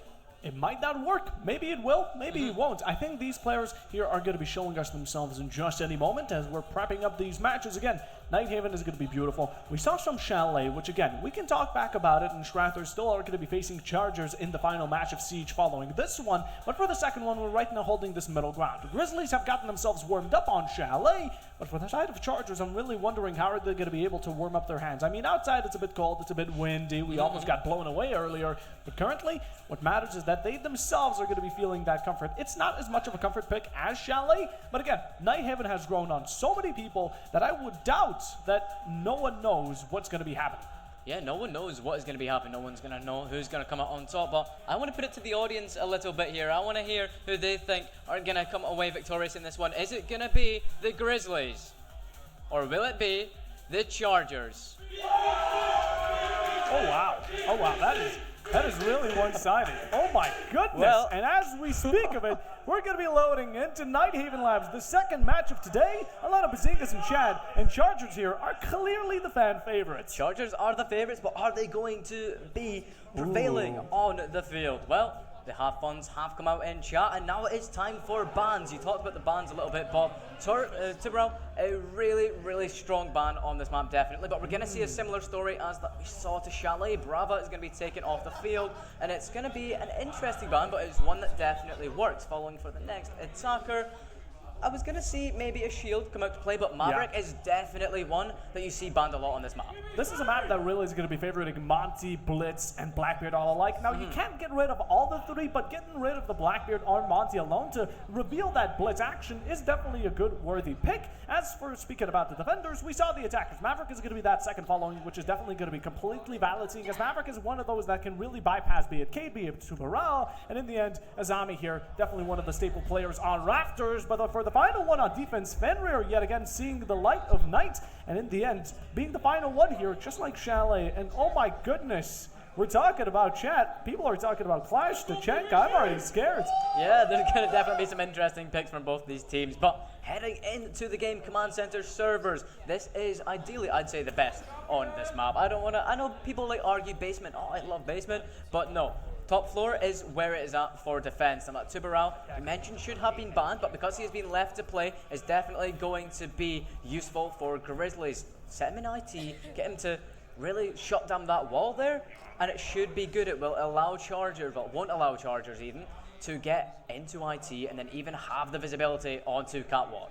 I can already right off the bat spot off that these players know what they're doing. The only questionable decisions is going to be from Grizzlies picking the Cade, or rather not picking the Cade, but the Bandit over him, which doesn't really come in contact, but I guess Bandit tricking is still a viable strategy. Although with the Maverick gone, I'm going to love to see how that's going to be actually working out. Maybe even the attackers are going to be taking it from top notch, or maybe bottom top, to try and go for that vertical push with a possible, maybe even Ash that was switched out for the Grim. And speaking of the attackers, I mean, I'm seeing some nasty picks. Yeah, definitely. The two hard breaches come out to play. That is probably what you want to see. That is bog standard. The shield as well of Vince, that Monty, is going to be lethal if he can get in on site and help that diffuser go down. It's just all going to be about, you know, can he stay alive that long? Because we saw, like, last game, there was Blackbeard brought. He died instantly. The teams were not able to utilize him correctly, but as this main wall is going to try and go down, well, thanks to the Thatcher, are we going to see Chargers push in? I imagine not. They're just setting up nicely. They're getting their opportunities. Maybe they're going to be coming back for it later, but currently they're just going to nicely open it, apply some pressures to the side of Grizzlies. But what I'm scared of most is going to be Pinnacle's Mira. This is a brutal operator. The Maverick, or not the Maverick, the Maestro as well, such an underplayed operator, but has so much potential for these defenders. And I'm going to love how it's going to come into contact, not only with the drones, but everything alike. Now, Chargers here have already made headway, and Tuberal seems to be a bit terrified of Vince. Yeah, Monty already in electrical is huge for Chargers. They have so much map control, but the Tuberal is still here to play, going to slow down the Monty, but it's just going to sit and be a little bit of a nuisance in electrical, going to buy a lot of time and utilities from Grizzlies, and that's going to work out perfectly for Chargers as they're going to get a lot of information on that Mira sitting there trying to find this player hiding behind the Monty, but the shield is just so big, it's so hard to get past. And well, speaking of Chargers, their attack seems to be faltering as Ace and Thermite go down. There's your two hard breachers gone. There's your two hard breachers gone, and another one to follow. It's going to be the shield. The worst picks all aligning nicely. It's 2 to remain. Patty here and Shonky, what are we going to be thinking? We're 2 against 5. This is an outnumbered position. Maybe we can go for those 1v1s, but you're going to be going for a one-sided entry, and Grizzlies are going to be simply tearing you apart. Trying to go for that peek. It works out for 1. Can you make it work for a second? He goes for that second attempt. He's looking for the head hold, but the Miro's going to be simply staring into your soul, looking to take you out on the spot. 1 minute remains. The attackers have more than enough time, but what the matter of fact is that they don't have those players to back them up. Utility here from Grizzlies is going to be quite annoying. The Maestro's all around, and of course the players just waiting for the opportunity to strike as the C4 from Beazle will be catching the feet, and now 1 more remains for Chargers. Yeah, Grizzlies are just picking every single one of the players of the Chargers off, and well, it does not look like it's a favourable position whatsoever. Obviously going into electrical here, that's where the Monty faltered, and well, the Warden sat in electrical very, very nicely, but he's able to take him out, and that's going to go to the Grizzlies. That's the top floor. Now, I would say that defense is going to be having a bit of an easier time. The Maverick is banned. I don't see any Cade or Tubarão for the opposition, which means that Grizzlies have a lot easier of a time for denying any breach, but in the meanwhile, breaches were still open. So what mainly bothers me about it is what went wrong. The second Chargers went in to try and peek for every single opportunity. They were caught off guard by the mass utility that Grizzlies put up themselves. Yeah, Chargers, they had like a really good start, right? And unfortunately, it just did not end very well for them. And now heading over to basement, arguably the second best site on this map. It's going to be a lot different. There is still verticality to play for, except it's going to be hard since obviously Garage, it's so open, right? It's so open. If you do not attack from IT, I think this is all just going to fall for Chargers. Oh God, Finns, get me away from that blitz, for the love of God. We've seen the Monty was brutal, but the Monty got taken out. So what are we going to be switching the Monty to? Well, to his little angry brother, the blitz, rushing you down like the pal train it really is. And Grizzlies, I'm going to be wondering how they're going to be able to shut it down, but the one thing that Grizzlies really stand out for here, you know, they have the decent operator picks, but what comes along with these operator picks are the 3 C4s from the Miro, Tubarão, and Bandit. Yeah, 3 C4s is absolutely crazy, but it's going to be great if they are all available late round. You know, deny that plant going down, and well, we're getting on into round number 2. This blitz is going to be an absolute nuisance. He's going to take out all those default cams, make sure that Grizzlies have no information on his whereabouts. As Shonky is looking to join him as well. Droning, of course, it's box standard. Drone out top floor. Make sure that there's no pesky roamers there that are going to be an absolute nuisance to your attack. Chargers here saving the most charge and charge operator like here for Vince, as in the meanwhile, what I've spotted most is going to be that buck. Verticality here will be dangerous. Now, Sledge would have been nice, but we talked about those C4s. You take a step in the wrong direction, and there's going to be explosions below your feet, which we've already seen being an occurrence in the previous rounds. Who says it can't happen for a second, as Grizzlies here have not only been aggressive, but they've been good at it. Yeah, definitely. Now, Grizzlies, all they have to do is they just kind of have to sit, right? And they just have to play. The C4s are brilliant for basement, as one is going to come out from Pinnacle. It won't quite find anyone, but at least it puts that pressure there, as the Skeleton Key is going to reveal more visibility for Chargers, but Shonky taking a little bit of damage in the process. There it is, a second one being amped up. I imagine Bezo's already charging the C4s. In the meanwhile, they're all nicely waiting tight. That's one right below it, and it doesn't claim the life of the buck just yet, but still 1 more remains in the pocket of Grizzlies here, although they're going to be relying a lot more on guns than explosives, I'd imagine. Chargers, they might have the verticality. They've shut down some of these mirror windows, but they have not yet approached the location of the possible bomb. Yeah, verticality works both ways, and that's what Chargers are having to find out the hard way as well. Ooh. Vince is already in, but he's already fallen, and Sniper, beautifully done, will take down that shield, and it allows Grizzlies to be able to play a lot more comfortable knowing that that shield is not going to be rushing at you. Absolutely. What I'm terrified by most is the fact that C4s have dealt more vertical damage than the entirety of the Buck lineup, as currently Chargers are going to be getting their first opening onto the side of Grizzlies. Shattered Sniper, the powerhouse of Grizzlies, will be falling. That's the Warden off, but currently still 4 against 4. Let's see what push we have in mind. The Miro's going to be standing there nice and tight to secure some of these defenders, but you have to connect those shots, otherwise the X-Carriers are going to be coming about. That's going to be a double! A triple from Grizzlies, including that C4 to take them all out, and Taikyo for the final of the wipe. The C4s, I talked about if they're there in late game, they are going to be super useful, and that's exactly what we just saw come out from Beazle, the C4 taking out 2 players of Chargers. That is just exactly what you want to see when you have that many C4s on your roster, and well, Grizzlies, they've done an excellent job at using those. Now, We hit a kitchen cafeteria, which I argue is probably the worst on this map. But if you know how to hold it, I think it can work well. You're definitely right. It's the worst. Yeah, oh, 100%. It is not a point of opinion. It possibly would be the worst side on this map. And while though many play it, the top and bottom floor are a lot easier to hold because, again, it all relies on verticality and breach. If you can split the two alike and nicely balance them out between each other, like a bit of a yin-yang composition, Grizzlies here have been doing that phenomenally. But going for this mid-side. Now, of course, some people really don't want to hold that warehouse side, having rafters under control and then having to fight and extend over to this vertical. But seeing as Shattered Sniper is playing the Bosch G on Vigil, honestly, I don't know what to expect. Maybe he's finally comfortable, you know, he's realized, hey, I'm a powerhouse, I'm going to whip out the Boss G, and well, it's going to go well for me. Hopefully, I'd love to see that, but heading into round number 3 Chargers, they have a lot to do here. This site, I think it's probably their easiest site to attack, but it doesn't mean that it's going to be an easy task whatsoever. Absolutely, Grizzlies. Do keep in mind, this is going to be a bit more defender-sided if I look at it from my own POV, so they can definitely catch up 4 or 5 rounds. But Chargers, 1 round for yourselves is going to be the bare minimum. There have definitely been hero plays, but look at Vince, how quick he is on the move, and Patty takes him out. The smoke charge Babe won't be left for pickup, and Grizzlies now are going to be losing their best denial of plant.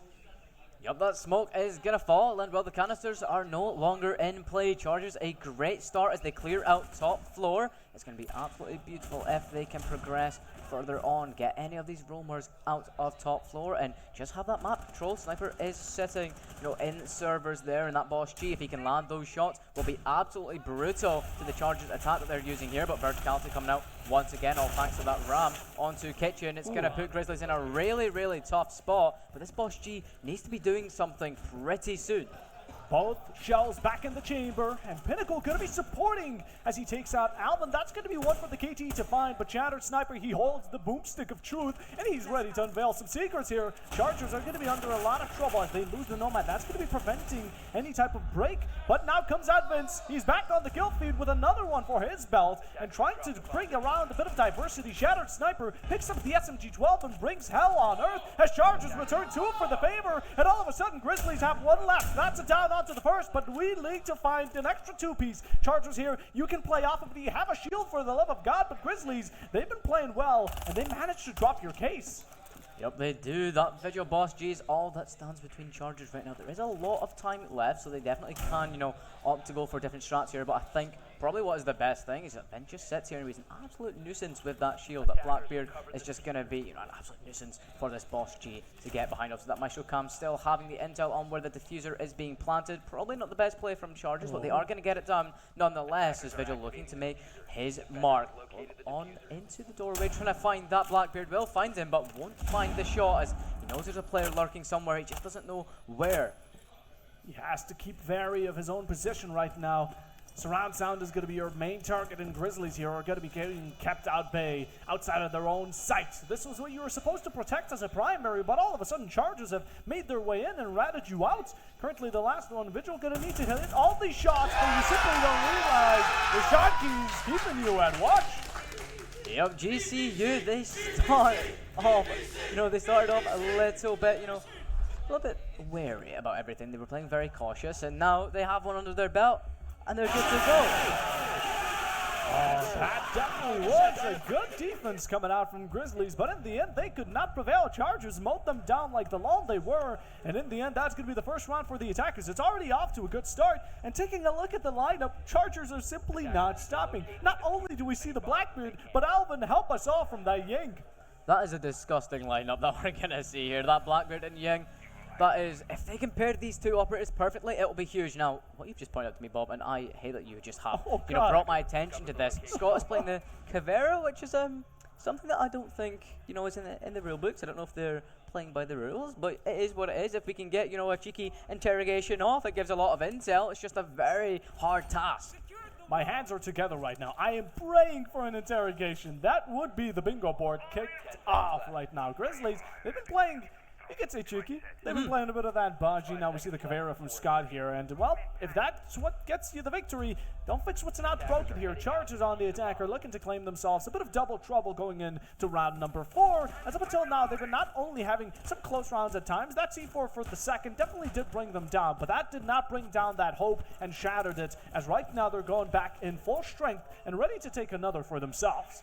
Yeah, definitely. I'm surprised I'm not really seeing any of these Chargers that focus this IT side, because that's normally, your bog standard. Vince is already in, however, with that Blackbeard shield, taking out the barbed wire. He is on those stairs looking to progress into the site. And, well, I was talking about the IT wall. Here we go. It's looking to be open. It's going to allow a lot of visibility, not only just into IT, but into Rafters, into Garage. It's going to be brilliant, but Beazle is going to have something to say about that pesky Blackbeard who made his way in very early. Beazle, rather than prioritizing trying to bandit trick the main breach, ended up going for a bit of a victim hump. Now, he found out the shield. That was a very valuable asset taken off here from Chargers, and I'm honestly surprised how Vince, the big man with a big beard, an even larger shield in front of him, ended up being the first to fall. Now, Grizzlies, it's a good start. A lot of opportunity here from Chargers to just continue looping down onto the site itself, but without a Blackbeard, it's definitely going to be a rougher job. Yeah, definitely. They probably brought that shield to be like, right, okay, if we do get in, let's play behind it, let's plant, and then we're going to be a nuisance. That shield is now gone, and now they're forced to think on the spot. They do still have the Ying, however, which is still going to be even more annoying, I would probably say, than the shield. If you can't see anything, then, you just can't do anything, right? So the shield, at least you have an opportunity to, take out the player behind it. But with the Ying, the Candela goes off, you can't see, visibility gone, and, well, it's just kind of game over as Grizzlies, they sit comfortably in server, sit comfortably on this top floor, and they look like they have everything under control unless Chargers push here very early, which is what we're seeing from Fang and Shonky as well. Going to take up Beazle and Pinnacle, and they've made their way onto site. Can they execute? Scott is going to be the huge differentiator. Look at Scott coming up on Rafters. I believe he's going to be able to maybe change the outcome. He finds some shock, but he's down to the process. Shonky not going out without a fight. That's another one fall. That's going to be Tankio for the name. Whitefang will be his next on the list, but currently looking to be the prime suspect here. Patsy puts his name on the board. One's still going to be ET side, and although Chargers are starting to lose some lives, this is going to be casually brought onto another, and it's starting to stack over time. But for the long run here, Chargers, you still have a lot of ground to work with. You just don't have that key information where Grizzlies might be heading. Low HP on Shonky isn't going to be the best, but it's what we can work with. And currently trying to peek out 25 seconds is not going to be a lot of time. Going for the repel in this situation is definitely not what we want to see, but I guess trying to push Solarium and get that double advantage is the best you can do. Although I'm really worried what Shadow's going to be cooking up right now. He's corner camping, he's by the bomb, I imagine, and even one of the players here right around the corner. Tankio takes him out, and the last one to be IT side. It's a down, but Shadow still finds him. Yep, the pre-fire came out there, and, well, it worked. So, Grizzlies, beautifully done. And yes, Chargers, they had everything almost perfect, right? Their IT push was spot on. It just faltered as soon as they tried to execute, get onto site, get that diffuser down. And especially, yes, Scott was eliminated on Raptors, but if he was able to land, that would have been brutal. Yeah, it would have been over. It would have been over. Yeah. I thought he was going to be able to sneak up nicely, get the Caveira interrogation ability out, slowly roam, and then just start picking off one by one. Although sadly didn't happen. What caused that for Chargers was this discombobulation. Discombobulation, that's the word I was looking for. It completely confused them in their spot. They were looking behind them. They were worried if another incident like that could possibly happen. And in the end, could not find those puzzle pieces to piece it all together. And now Grizzlies, that's going to be their third in a row. But that doesn't mean Chargers still can't win these next two. Yeah, definitely. There's been so many promising plays from Chargers. It is just all about the final execution. That is the weak point that we have seen. Now, going into basement, there is a lot to play for here, and what I'm seeing, two shield operators. This is about to be absolute carnage. If they can get these shield operators to play off of each other correctly, be an absolute nuisance. Grizzlies are going to have a really hard time, especially combining that with Shonky with the verticality above. Grizzlies are going to have to clear out any players roaming above. More shields don't normally equal more kills. That's what I'm terrified about. As long as the Monty and Blackbeard are strong, that is true. Don't get me wrong. They're going to be able to cover everything. They're going to go in safe and sound. It's like an indestructible drone, right? But the frag potential isn't there. You have guns like the Fuse's AK and the Nomad's ARX. The R4C is brilliant, but they can pull it out on the spot. Not the same for shields. They need to have a bit more prep behind it. And currently, there's already one right next to Shatter. They're hunting this man down. They have him locked nicely with impacts up close. He's trying to find these shots, but he gets bounced back into a wall. And Shatter falls as Vince takes him out for the first. Yep, Chargers, they now have a lot of map control. They have IT, they have Catwalk as well, jumping down onto that first floor. They have a lot of map control to work with here. The verticality is going to be very, very easy to execute as Grizzlies are forced back onto site. They're forced to play comfortable, and well, I don't think it's going to be comfortable for very long. That Ram is going to come out to play, and boy, it's going to be a hard one. You have to look upstairs. You have to look at these two shields. You have to look out for the fuse as well. It's going to be absolute carnage as Grizzlies, they just sit in basement, and they're just like waiting ducks. I'm kind of terrified for White Bank here. Out of the 4 C4s that were brought on, 2 still remain, and the second you can hear that cluster being placed right above you, you can chuck it. It's an easy sound cue, and you can find a kill, maybe even 2 if they're playing close together. That's what Grizzlies could work off. It worked off in the round number 2, if you remember. That was a double kill with a single C4, and that was their last hope, but it worked. Now there's going to be one gone, an extra one piece of the last hope, but the cluster chargers are still being set up. Now let's hope Chargers don't kill each other with it. Yeah, I mean, that Charger is going to be absolutely detrimental, you know. There is still a lot of time left for this fuse to get these off, and if you can even find one pick, it's going to be so good for the Chargers as they look to make their way down onto site, as that shield is going to be very, very annoying to play against. Tankio not able to do much there. Is just going to have to force to play the verticality. Won't be able to find the player above, and well, they're just falling left, right, and center. Grizzlies are losing absolutely everyone as Alvin looks to get that diffuser down. Scott is the last person left. The Tubrau can't quite get the canister out in time, and well, he will find the Nomad and will find the pesky Montaigne just sitting there, but the diffuser is down, like I mentioned, right? 38 seconds is all that's left. There's 3 players for Chargers, but Scott is not slowing down. We're able to take one of them off. The canister from the fuse is playing as well. It's absolute carnage. Absolutely. Once you get that diffuser down, as he tried placing the barricade to stop the Monty. If it were Castle, honestly, it possibly could work. But in the end, there's a bit of a nod here from Chargers. And as the name indicates, Alvin doesn't need nor Simon or Theodore to deliver these shots as the secondaries whip the pistol there on deck. And that's going to be Chargers coming in for their second, just 1 round away from Grizzlies' score. Yeah, very, very nicely done there. I said as soon as I saw that lineup, it was going to be carnage, and that's exactly what we saw, right? I mean, just listen to the crowd roar, the players roar as well. Yeah. You just know that they're finally locking in. Yes, they are behind in rounds, but they still believe in themselves. I mean, the absolute, they're so happy to be there, and that's the one good thing about Siege. Vince teasing a bit in chat here. And Grizzlies, I don't think they're going to be liking it too much. As now Grizzlies, their main priority, they might have thrown a couple of rounds, or rather had a very difficult time against these shields. The double-deckers coming in from Vince and Alvin have been absolutely astounding, but Grizzlies, we need a bit of a response. And, well, as much as I hate the Tankio shotgun on the Legion, it's still a Legion nonetheless, and that's a great way to stop shields in their comfort. Oh yeah, definitely. The Legion, the Capgun, all these trap operators, they are so unbelievably useful, and I think, you know, that they're underplayed. You have to give respect to these trap operators. If you're not looking out for the goo, if you're not looking out for the Capgun tripwires, you know, you are just going to fall to them, and it is going to be detrimental. Chargers, you are going to have to give the respect to Tankio in this situation, but as we're heading into this next game, Chargers, they look locked. They look like they're ready to go. Pinnacle being on the Goyo is definitely a great addition to this site, be it top or bottom, on every single part of this. Goyo has been having a great link up in the competitive scene, which I'm going to love to see how it's going to be working, especially against the Shields. They take a step a bit in front of it, and they're going to be isolated from the team in its entirety, unless someone from the attacker is going to be able to run through those fire and flames. But as of current, Grizzlies, they're going to be bringing up a bit more of that roam yet again, although keeping it a bit tighter to the site. Yeah, definitely. Now, heading into basement, are we going to see more of the same, or the Grizzlies, are they finally going to be able to, you know, really push out these shield operators? Because they were just in sight almost like, not really immediately, but when they were in sight, they were able to get, you know, everything done within just a couple of seconds, really. So these shield operators are absolutely crucial, that you need to take these guys out, and, you know, you just have to have fun with it, really. You have to make sure that these shield operators are not going to be ruining your day. C4s are going to be a constant.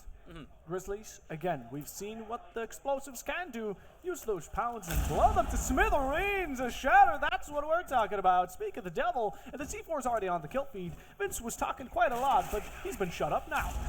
He has been. That shield no longer in play, but there is still one for the Monty. The Ram is going to come out for that verticality. It's going to be a little bit pesky for the Grizzlies. They're going to have to now give attention to that first floor, because there's going to be shots fired from there pretty soon, I imagine, if any of these Charger players, they can find the players of Grizzlies lurking below. And, well, that shield is going to have to work its way below very quickly, but it is taking a lot of damage. It is still up for the time being as well. Paddy and Alvin looking to make their way onto site. That shield taken out. The Goyo canister as well. It's going to burn some time, definitely, but they still have a lot of time to play with. As Shonky going to be able to take out Tanku. The Legion is now gone, but his util was already down, so it doesn't really matter in the grand scheme of things. Count your seconds. The Goyo is about to be extinguished any moment, and the verticality still going to be keeping at players in their corners. Nice, tidy, and clean, but one right around the corner. Alvin, you're going to want to play it safe. It's going to be Shattered Sniper himself, and he's going to be backing off. The pistol there for a second. It was tempting, but decides to play it slow and safe, as now there's going to be the C4, the Goyo combination, and that's another one. Alvin will be taking the next fall, as Chargers are starting to have a bit of trouble. The pickup surprisingly coming through in the plants. This is where the Monty is going to be thriving, but it's going to be down to the final 10, as coming around the corner, that's going to be the Goyo. Sharky takes him out on the spot. Pinnacle is not back. Rather, he's going to be below, as Grizzlies have 3, Chargers have 4. Math is matching, but not for longer, as Scott puts an end to another. Patty as well. They're playing the same game, but the name of the game here is going to be absolutely Chargers, as they've made site to pillar. They're starting to take main plant, and this is one of the most difficult ones to cancel out unless you have a smoke or a C4, which I'm not hearing nor seeing. Chargers have the plant down, and Grizzlies are starting to fall. That's another one for Patty, and then the double here. Will it happen? Shattered, it's all down to your shoulders, and I imagine the burden is going to be quite large. That's some G11 who can pack some heat, and he gets the first down. There's going to be no shields. He gets the second, and all you need is a shotgun, but Chargers shuts you down. Brilliant player from, I was going to say, not from GCU, but GCU. Look at them go. Brilliant play from GCU, being able to get that plant down and just being able to play off of it. And you know what? That shield of Monty should not have been allowed to stay alive after that. That shield should have been gone, and ultimately that is why GCU just kind of won that there. They had that man advantage, they had the pressure, and they were just able to capitalize off of it. 3-3.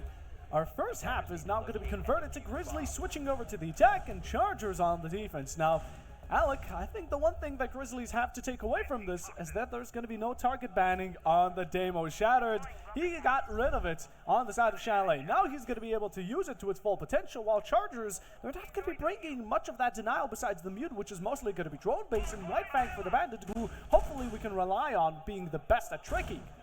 I love seeing the Deimos on labs. Yeah, Deimos is so unbelievably useful on this map. The vertical options that he has to play, the intel that he can give, it is great. And that target ban not being in place is going to allow him to prevail if he is allowed to stay alive. Now going on to top floor servers is going to be quite hard for Chargers to defend, but if they brought the right operators, which luckily they have, they have the Bandit, they have the Mira, everything looks like it's falling into play. The Frost, I would say, is a little bit out there for this site. However, it could work. It will maybe throw Grizzlies off, but what I'm seeing, I don't know if I see that wall reinforced. It is. I do Whoa, believe there it we go. is. It is.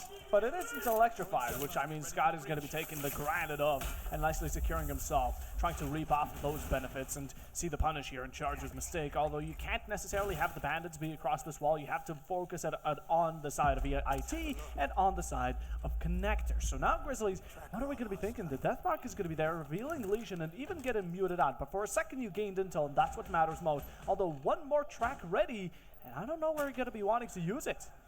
Definitely. Now Chargers, they're going to have to really stop this wall and IT getting open. Like I mentioned, Catwalk is going to be clear, IT is going to be clear. The Bandit tricking is coming out. The Thermite charge won't be able to go off. And while Chargers, they've responded beautifully to that there. The Bandit, Whitefang just sitting there. He's going to have a really important job to play, as that charge is going to hopefully try to go off again. As here we go, the Bandit trick coming out to play once more. That wall will not be open. Yeah, you would need to use Shattered Sniper here to go in from below and take out the Bandit, or maybe the batteries themselves. Zofia works out at times to destroy them as well, but I don't think that Grizzlies are going to be in realization. It's a bit too late for that now, so you got to work with what you're given at current state.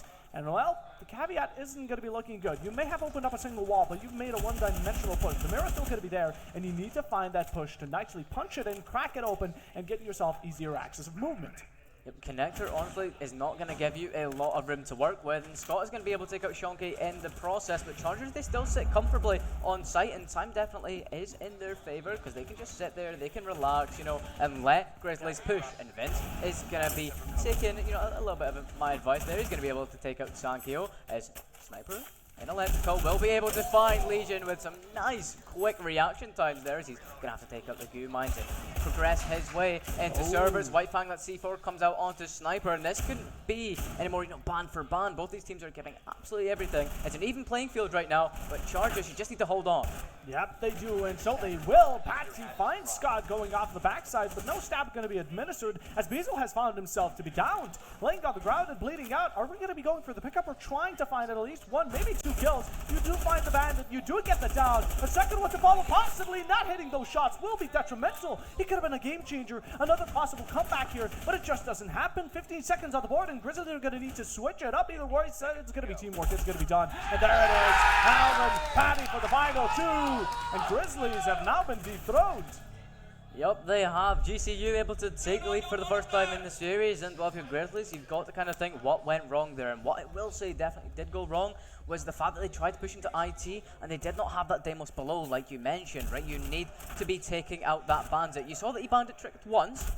You then have to respond to that if you want that wall open, and I just don't think they left themselves many options after that. They thought that the IT wall was going to get open, they were going to have multiple options available to them, push through IT, push through connector, but that just was not the case. Now we're having a bit of a rainbow here from Chargers. They're bringing in the Cade, the Mira, the Capcan as well, and the Goyo Legion alike.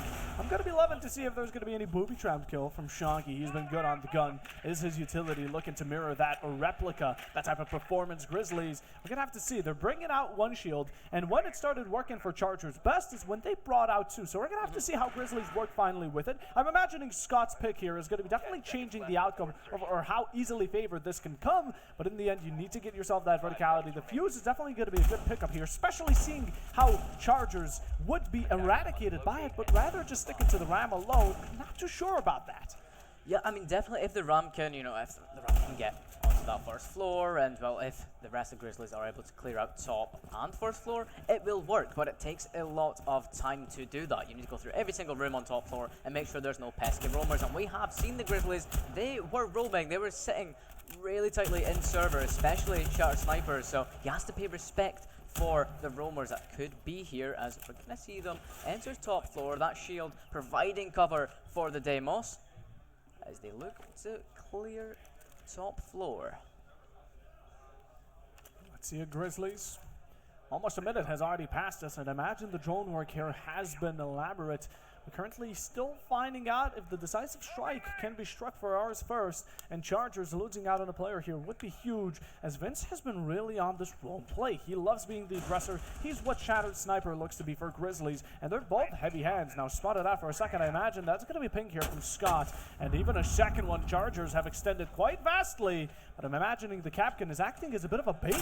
Oh yeah, there it is. There we go, the C4 comes out to play. The Monty losing a lot of HP. The Goo Mine is stuck in his foot as well. He's going to have to re-up, but that Capcan is going to be able to swing in and just take him out. Unfortunately, he will not be able to do so right now. He decides to play a little bit safe because he knows that there could be a player working behind that Monty. And yes, there is. As Scott is just going to have a little slither left as Vince is going to take out Pinnacle, and that's going to be huge for the Chargers. But there we go. Shonky able to work absolutely beautifully with that tripwire. It's going to go off. Shark Sniper with that Deimos pick off as well, and Capcan sitting. Can't really do much. He's just sitting at bay and is going to be, you know, flung out of that room. But Shonky with beautiful precision will take them two before he falls. Alvin, Pacty, and Whitefang are the last ones to remain in tank here with Beazle. You can go for that breach as much as you want, but Chargers have taken out your main priority for clearing out this top floor. Now, a lot of the players here have backed down to sight, but the fact that Grizzlies have been playing one-on-one fights, or rather one-on-two, against Chargers is just not the best of luck. The Monty was so focused on the Capcan that the 1v1 fight is happening behind him. Ram, and of course the Goyo ended up completely slipping by. Now, Grizzlies, you're going to go for that breach, I imagine. But what's that going to help you when Chargers can just look at it from 2-3 different sides and shut you down on any attempt at entry? Okay, well, trying to get this wall off on exit here will definitely provide Grizzlies with another option, and well, it will open, but is it open a little bit too late? Whitefang able to take out Bezo, but Tankyo looking to do one-man army job. The C4 is going to come out to play. Will not find Thermite as he has 14 seconds left. He needs to pick off these players one by one, but he will not be able to. Chargers able to lock down basement once more, and they further their lead. They further their lead indeed. Since the very beginning, Grizzlies have gone 0-3, but all of a sudden, 4 rounds in a row for Chargers has been showing a complete upset in the tides of fate, and currently, Grizzlies are having a really rough time. I don't think they can really get their thought together. They've been going in for these 1v1s. Now, managing to find the Goyo is the bare minimum, and maybe shock you right after, but that's as much as you get while all 5 of your players are eradicated in the process. It's definitely not the best of looks, and well, let's see what the lineups are going to be telling us this time, and Grizzlies, rather than try and adapt to the cap, can possibly outmaneuver him. They're going to be simply switching off the Monty and going for a bit more information. Yeah, going to storage is definitely one of the weaker sites, definitely. However, it's not as bad as kitchen, so it's all good. But what you need to realize is that you need to have verticality here. You need to have players sitting in IT. You need to have players on that catwalk, making sure that the Grizzlies are not going to be entering through garage. You need to have players kind of situated everywhere almost. Absolutely.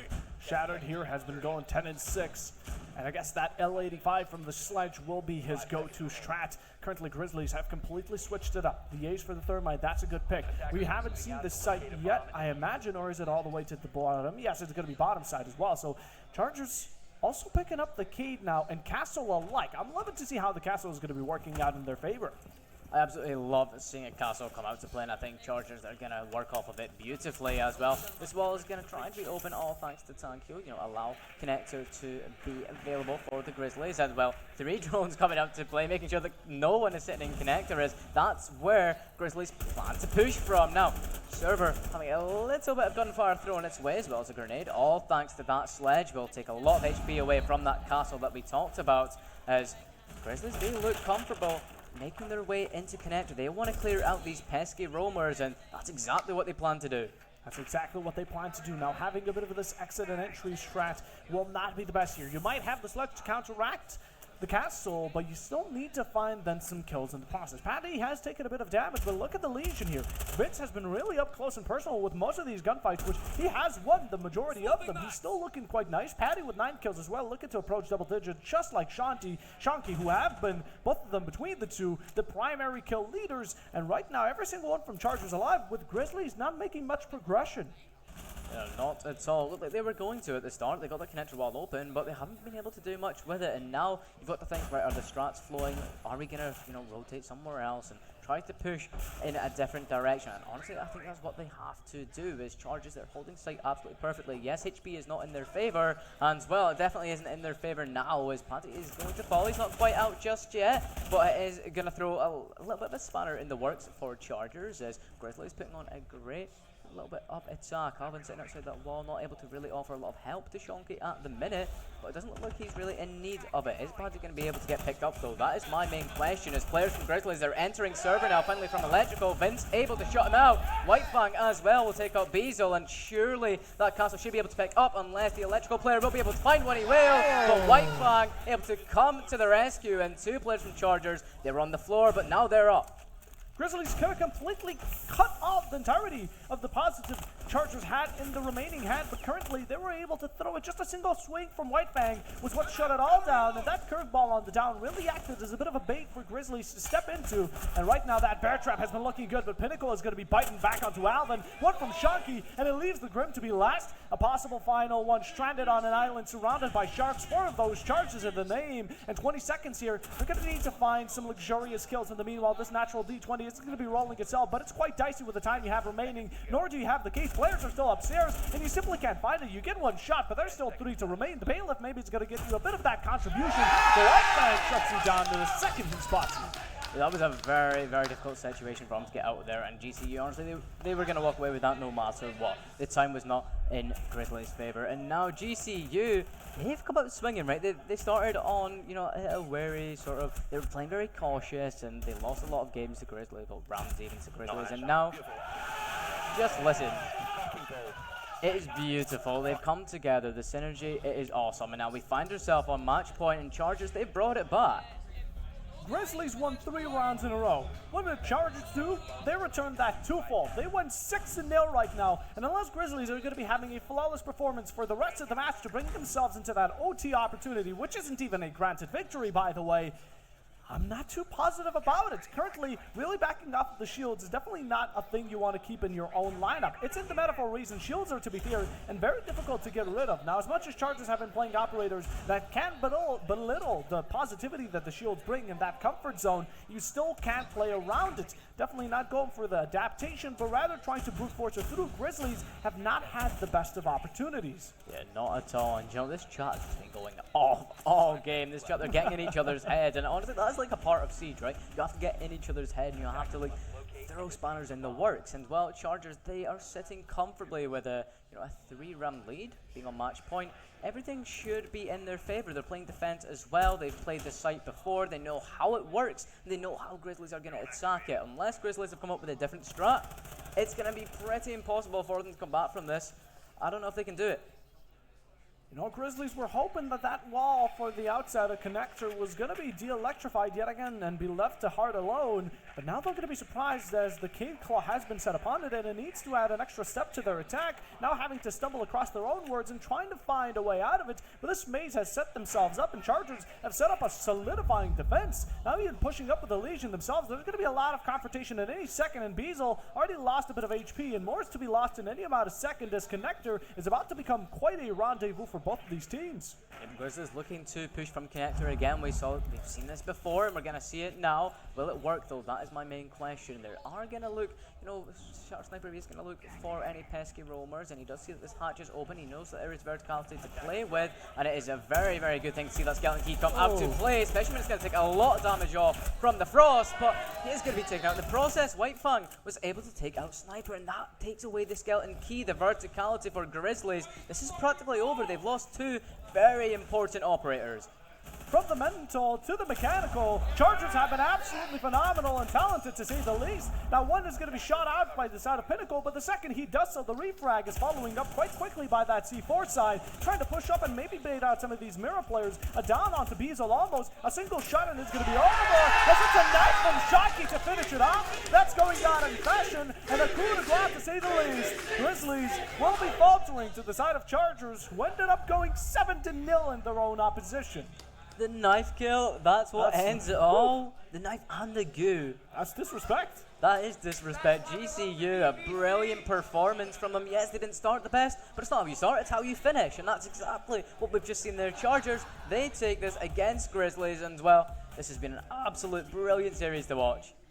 At the very beginning, Grizzlies were taking it in for themselves, but Shrathers, or rather my Chargers, they took a bit of a moment to warm up, and that's when they started really feeling things, getting into the game, and took it flawlessly. That's the best way we can describe it. They were out there mentally through chat. They were quite disturbing, to say the least. They were really bothering the side of Grizzlies, and as much as that could have gotten to their head, it's the mechanical giftedness that showed itself. These shots from the side of Chargers was unrelenting, and that's why I'm going to say this, but I'm kind of terrified for Strathers. Oh, 100%. I mean, I would be terrified if I was Strathers. That's just an absolute brilliant display of performance that we have seen from Chargers. They're finally warmed up, they're ready to go. It looks like, maybe, I don't want to jinx it, no caster curse, but it looks like it could be a 2-0 in Rainbow Six Siege for Chargers, and yes, it doesn't really amount to anything in terms of the BFG Championship, but it amounts to satisfaction, if you will, that you're the best Rainbow Six Siege team after, it's not been here for 2 years. Grizzlies won in 2023, and now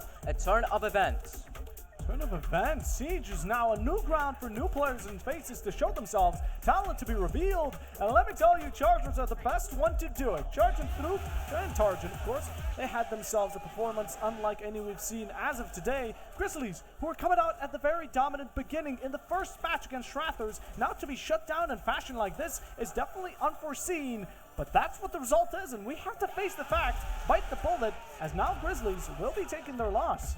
Yep, they will be. It's an unfortunate one, but hey, at least they were able to pick up one, right? Oh, yeah. It is what it is. You just move on. It was a really good display from both teams, but Chargers come out on top, and well, that has been an absolute incredible display of performance, like we've mentioned. But we do still have one more game of Siege that we are going to see, and it is It's going to be a good one, I reckon.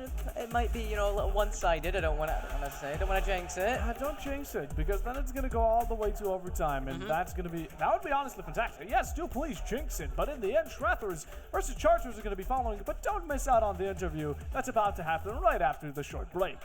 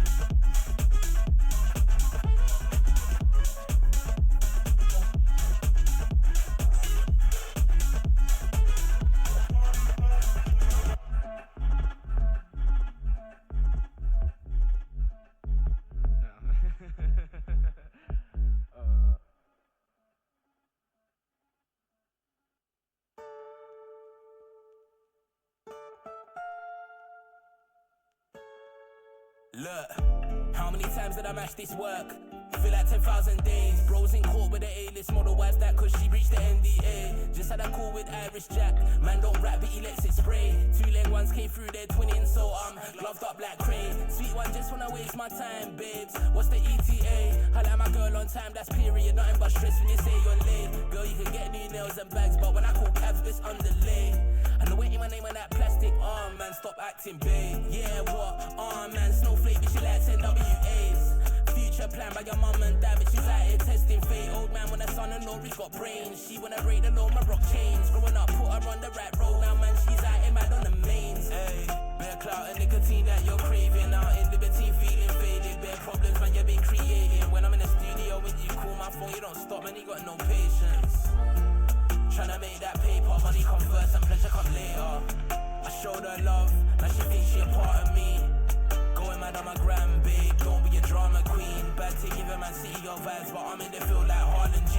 She want Prada, she don't do nada, man. That won't go far with me. High for the A, but I sing to a girl and take her away. Something like Drake, like if you're hearing this now, by now it's already too late. Calling me out, come to the clash, your girls, they're promoting my mixtape. Big mixed race, big boy with a belly, I'm heavy, so you don't know me overweight, yeah. Yeah, she what a man bought me, committing, that's unrealistic. Nah, ain't part of my plan, see me, I'm done with these bitches. Say this year's all about money, fuck the matrix and its glitches. Used to see her drive my whip, but I guess my perspective shifted. Yeah, she what a man bought me, committing, that's unrealistic. Nah, ain't part of my plan, see me, I'm done with these bitches. Say this year's all about money, fuck the matrix and its glitches. Used to see her drive my whip, but I guess my perspective shifted. I showed her love, now she thinks she a part of me.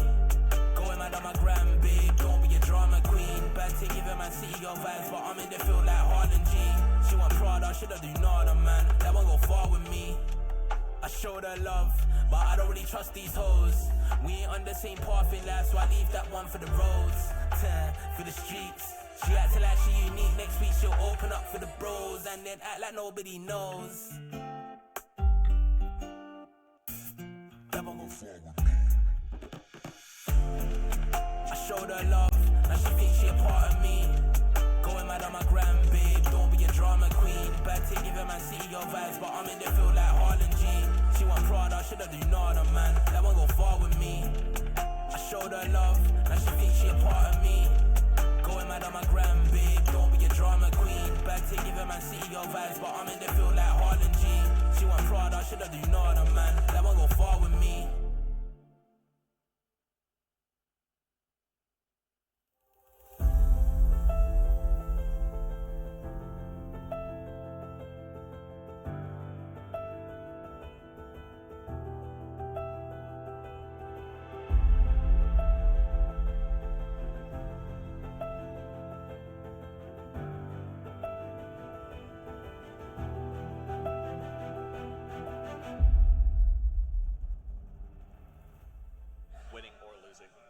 That was a really interesting one. That was good. I like that we got to see Labs. Yeah, I'm so glad. Yeah. Oh, I think when I was saying to use outside. Right. Hello. We're not live. All right. Okay. All right.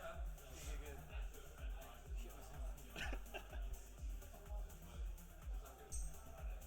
Hello. Right, we are live finally this time. I am joined by White Fang, who played absolutely brilliantly in that game on Labs. How was it?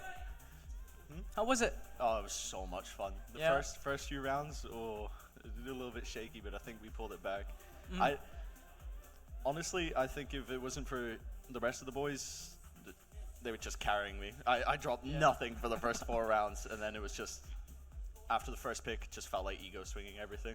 Yeah. It's just how it's got to be. Yeah, definitely. You know, we talked about it a little bit outside about like maps and what you guys kind of preferred, and you told me yourself that Labs is one that you really like to play. Yeah. It started in NSC where obviously we're doing the map bans every week, and everybody's first map ban is either Labs or Lair, and we get it. They're the new maps, but they're not that new anymore. They're like 2-3 years old now. If you don't know it, then you're... Keep up with the times, right? Yeah. I mean, I say that, but I did have to ask where EXO was in that game. yeah, no, but me too. We thought to ourselves, if everybody hates it, if we can manage to force it and we have strats, free win. And like you just saw there, the second we were warm, free win.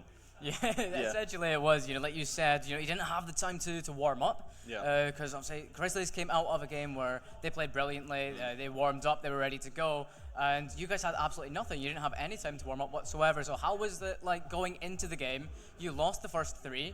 Was there like a shift sort of where you kind of realized, right, we're finally locked in, we can now start to really prevail? I think it comes down to playing together.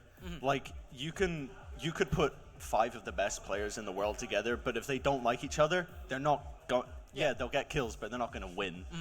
Where we've been playing together for a year, some of us 2 years now, so it's just having that team chemistry, knowing how I know that if I'm sitting there tricking a wall, I know I'm completely safe because I've got Paddy holding my ass. I've got Vinny holding another angle. I know Dev's on the roam, and I know Martin's holding a mirror behind me. I know I'm safe, so I can focus fully on what I'm doing.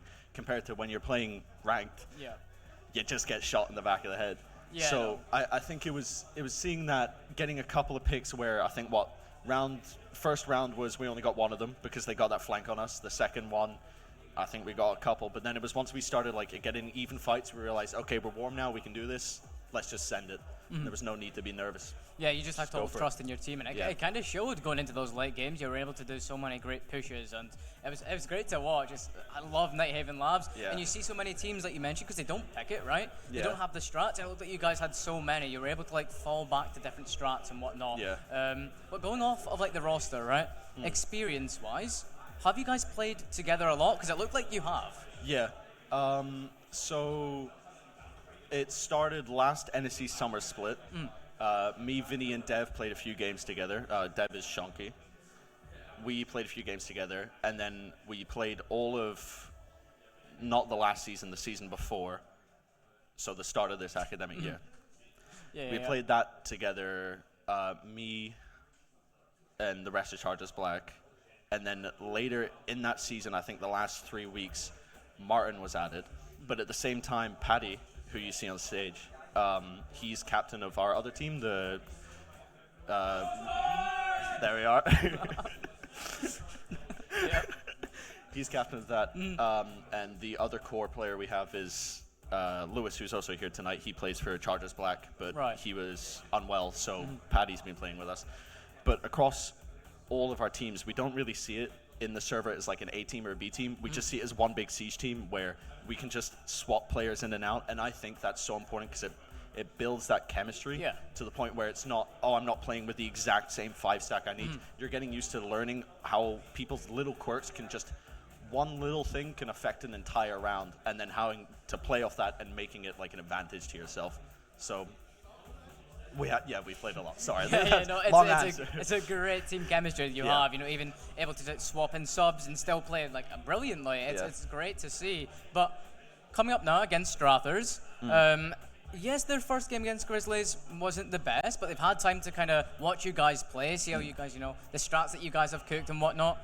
How are you feeling going into that? I think it's going to be an exciting match. Obviously, I think they'll be a little bit more confident playing Chalet now. I'm not going to discount them. Yes, it was a hard loss, but first game of the day, you can get jitters, and the second you slip that third round, because I'll tell you, if we had lost 4 rounds in a row, I don't think some of the mental would have come back. There would just be that doubt in your mind. But I think this time they're going into it fresh. They know what to expect. They've played the same map. It's like when you've played, you get the same map 3 times in a row in a ranked. You know what you're doing. You know the script. It just becomes more fluid. So I think it'll be a more close match than their first game. Yeah, closer one. They have the time to warm up. They know what they're doing, and they've seen you play. So it's going to be a hard match, but it'll be one that'll be definitely great to watch. And my final question before I let you go and get ready for this game is, what do you feel about the crowd? The crowd is incredible. They love you guys, and it's incredible. So how does that impact you when you're playing? Honestly, you just kind of fuel yourself off it. You can't sit there moping, oh, I'm going 0-3, I'm going 0-4, when you have people screaming for you for shooting a camera or something. So I think it's amazing, and I'm really happy that they're here to watch. And I'm just so excited to play this next game. Perfect. Yeah, well, one last time, let's hear it for GCU. Perfect. After this short little break, we're going to see GCU play once more against Strathers, so please don't go anywhere. Keep showing the same amount of love, and we will be back.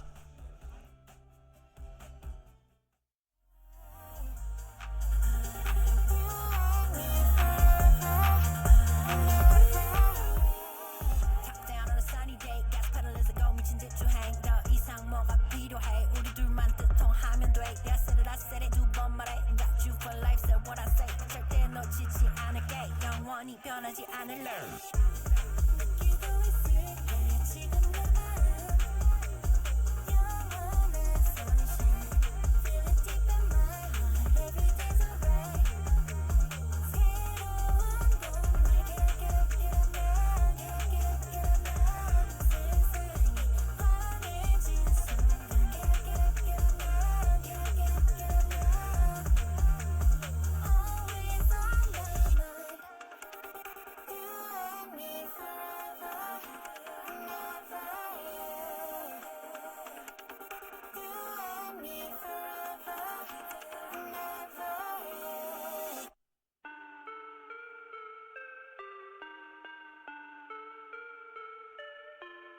Yeah.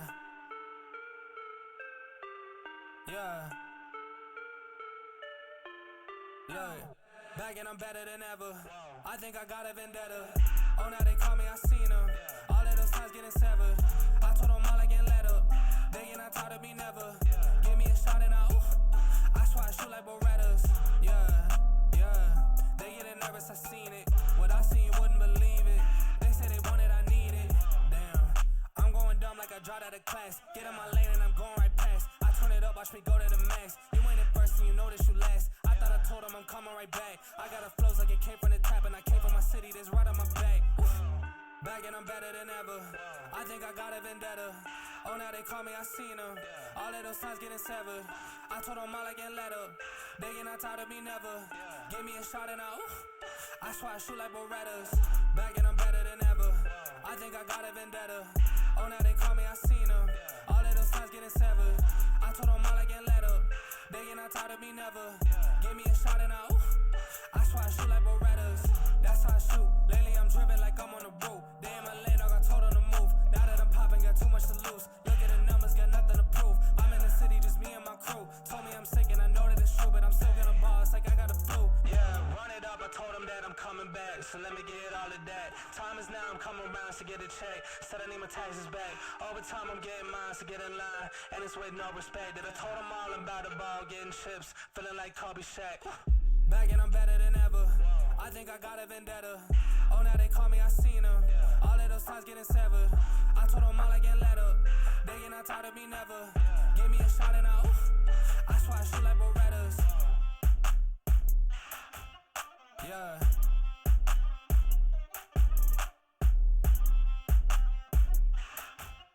Yeah.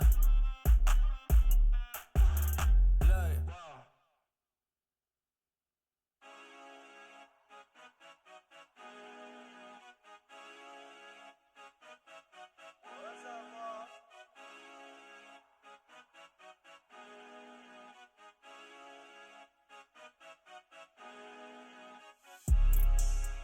I'm on my prime, I'm feeling like Steph. I get my shot and I promise it's wet. Waited too long, but I told him I'm next. I need my bag, just want me to check. Cable was mine, I ain't taking less. I told them all I'm as real as it gets. Champion shit, dog, I'm cutting the net. I thought I told them I came from my spot. They told me time is like money, that's why I done made it. I sweat it, I'm spending a lot. They never seen the hours I put in to get here. They only just see what I got. I spent my time in the lab all this winter. I sweated this summer, it's gonna be hot. I cannot lie on this shit. I paid a lot for this shit. They got some money to spend. I got some money to get. I gotta talk on this shit. I swear I told them I'm here. I feel like I'm in the league. I just keep making these hits. Took a little break, but I swear that I'm back. Go and ask anybody, put a city on the map. They was trying to call when they sent a contract, but I never reply unless they send it for the max. Everything I said, man, they know it's all facts. Told them if they want a verse, then they go and get text. Told them last year that I'm coming for it all. Go and check the numbers, dog, I'm putting up stats. Yeah. I'm on my prime, I'm feeling like Steph. I get my shot and I promise it's wet. Waited too long, but I told them I'm next. I need my bag, just want me to check. Cable was mine, I ain't taking less. I told them all I'm as real as it gets. Champion shit, dog, I'm cutting the net.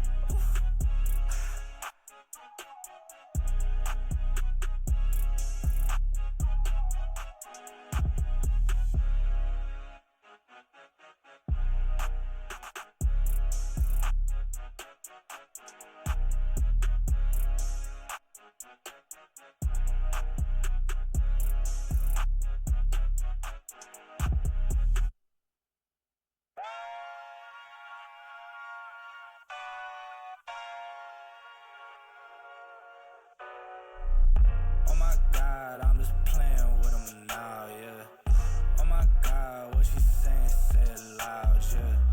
I can't respect it, I'm in the gym, but I am not flexing. Came from a Ford, I'm needing a Lexus. Shooting like Luca, I told him I'm next, shit. Oh my God, I'm just playing with them now, yeah. Oh my God, what she saying, say it loud, yeah. I can't respect it, I'm in the gym, but I am not flexing. Came from a Ford, I'm needing a Lexus. Shooting like Luca, I told him I'm next, shit. I got a ball, I told them I'm here, I'm not waiting for y'all. They hit my phone, but I ignore the call. I got to drive and I see that they stall. I bought a whip and I paid it in cash. Numbers keep growing like what's on the dash. Drop me the Addy, I pull it a mess. Dressed in a white tee, I bought it a Gap. Hitting the gas, he trailing behind. This in his games, but I stay on my grind. I told my fan that we all got me fine. Said I'm a star, that's why they all align. Said I don't rob it like all of these guys. I told them all like a million times. Waiting for me, but they know I arrived. What I'm doing to y'all, it should be a crime. I told them, oh my God, I'm just playing with them now, yeah. Oh my God, what she saying, say it loud, yeah. I can't respect it, I'm in the gym, but I am not flexing. Came from a Ford, I'm needing a Lexus. Shooting like Luca, I told him I'm next, shit. Oh my God, I'm just playing with them now, yeah. Oh my God, what she saying, say it loud, yeah. I can't respect it, I'm in the gym, but I am not flexing. Came from a Ford, I'm needing a Lexus. Shooting like Luca, I told him I'm next, shit. Shooting like Luca, said that I can't, but I told him I do it. Up in the morning, I sweat it, it's brewing. Hitting these goals like I play for the Bruins. Thought that I told them I can't, but was mine. They throwing shade, but I'm still gonna shine. They check my wrist and they know it's my time. They ain't see the numbers, I swear that they blind. But that's how it goes, they know when I'm chose. Need me the flowers, not talking no rose. Was whipping the Chevy, I need me the ghost. I need the money for me and my bros. Ice in my veins, I swear that it's froze. They know when it's heat, it's like right out the stove. Way that I'm shooting, they think I'm a pro. I told them so much that they really should know that's real. Oh my God, I'm just playing with them now, yeah. Oh my God, what she saying, say it loud, yeah. I can't respect it, I'm in the gym, but I am not flexing. Came from a Ford, I'm needing a Lexus. Shooting like Luca, I told him I'm next, shit. Oh my God, I'm just playing with them now, yeah. Oh my God, what she saying, say it loud, yeah. I can't respect it, I'm in the gym, but I am not flexing. Came from a Ford, I'm needing a Lexus. Shooting like Luca, I told him I'm next, shit.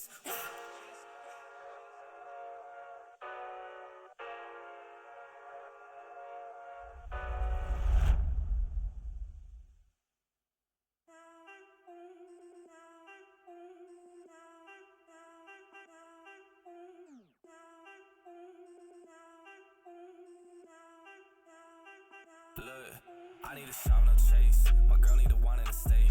My mom need a house for the late. So I got some money to make. They told me I got what it take.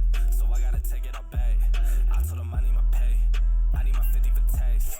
I done ran low on my patience. Make sure my time isn't wasted. I told them all that I've been real. They know that I cannot face shit. Funny how none of this makes sense. Now that I'm up with an A-list. She tryna throw me the K now.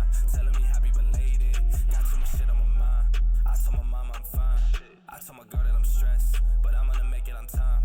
I pray to God for these signs. He know how hard I done tried. Lately I'm looking for real shit, the things that my money can't buy. They don't understand how the shit goes. How they all use it to switch goals. How they all speed when they need some. Then when you need them and they gone ghost. They want the money in big rolls. They use your name for a quick post. The same ones that told me to quit rap. I saw this shit, man, it gets sold. But for now, I need a shower, no chase. My girl need a wine in the state. My mom need a house for the late.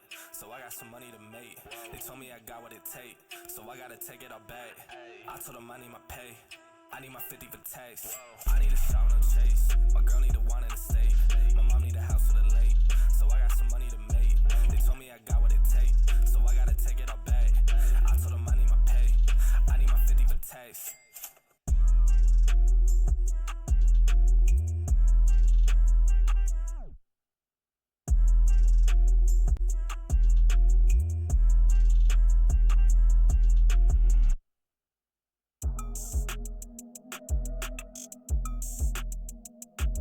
Yeah. What's up? Got them running scared, I'm a big bad wolf. And I heard the same shit, dog, it's really getting old. Got so many hundreds that I can't get it to fold. And I'm only speaking facts, just the truth is being told. Got them running scared, I'm a big bad wolf. Who I never see the silver lining, only see the gold. I don't speak in caps, dog, everything bold. And I put that on myself, cause it's a life that I done chose. I said come through, you can see me on the west side. Now it's funny how they walking with their chest tight. Ooh, I heard him talking numbers, but he just lied. Thought I told him that's the shit that I can't let slide. You gon' make me say it again. Do this shit for my family, I seen them do it for trends. I done told too many girls that we better as friends. I done told too many men we can't make no amends, and that's facts. Got them running scared, I'm a big bad wolf. And I heard the same same shit, dog, it's really getting old. Got so many hundreds that I can't get it to fold. And I only speaking facts, just the truth is being told. Got them running scared, I'm the big bad wolf. Who I never see the silver lining, only see the gold. I don't speak in caps, dog, everything bold. And I put that on myself cause it's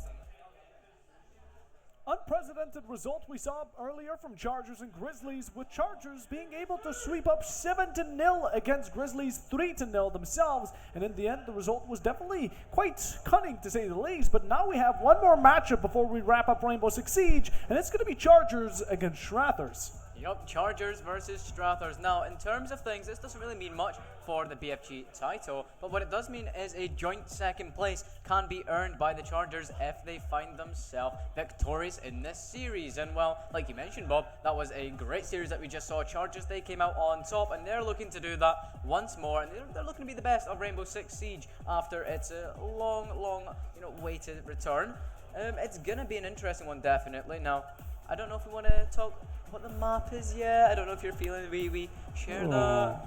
I think we do. I think it's just about time we bring up what map it's going to be right now, going for the final match of today. Now, first one, if we could take it all the way back, the first one was Chalet. Then it was followed by none other than Nighthaven. And well, we're going to be returning to what we saw for Chalet, and seeing as how confident Chargers must be after that previous match, it's just going to be that cherry on top for this one.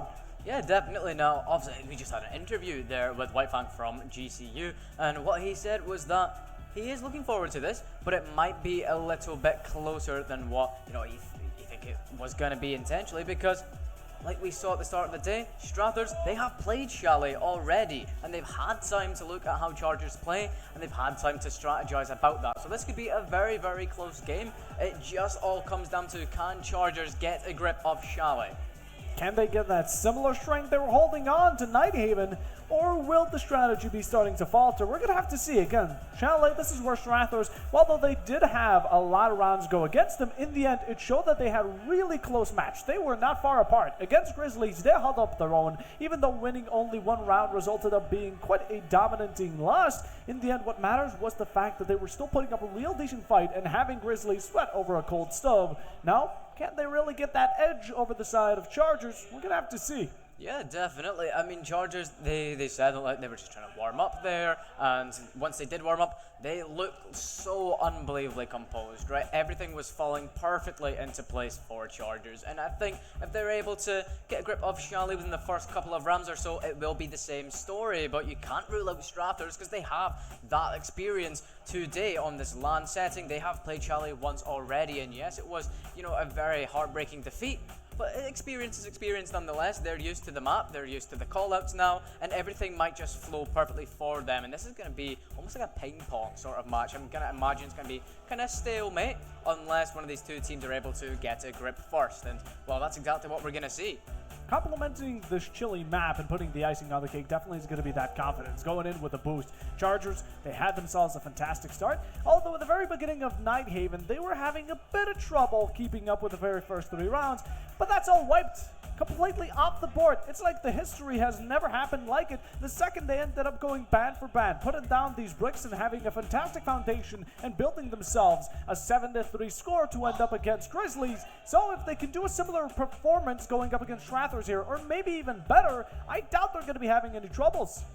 Yep, definitely. Now we're just waiting to get into the game, but what I want to talk about, we saw Chalet already, and we know that the operators that we should be seeing on the bans, do you think the bans are going to be the same? Because we did see a couple of unusual ones. We didn't see, many that we thought were going to be, banned there. So what do you think the bans are going to be coming out like? If Strathers play this accordingly, I'm going to be seeing a lot of shield bans. I'm going to be seeing a lot of Monty, Blitz, even Blackbeard. We saw all of it being pulled out by Chargers very likingly, and they also were quite comfortable on those so-called operators. That's where they really thrived. They pushed through. They were an unstoppable force, and if Strathers don't want to be facing it this time around, they're going to have to get rid of them.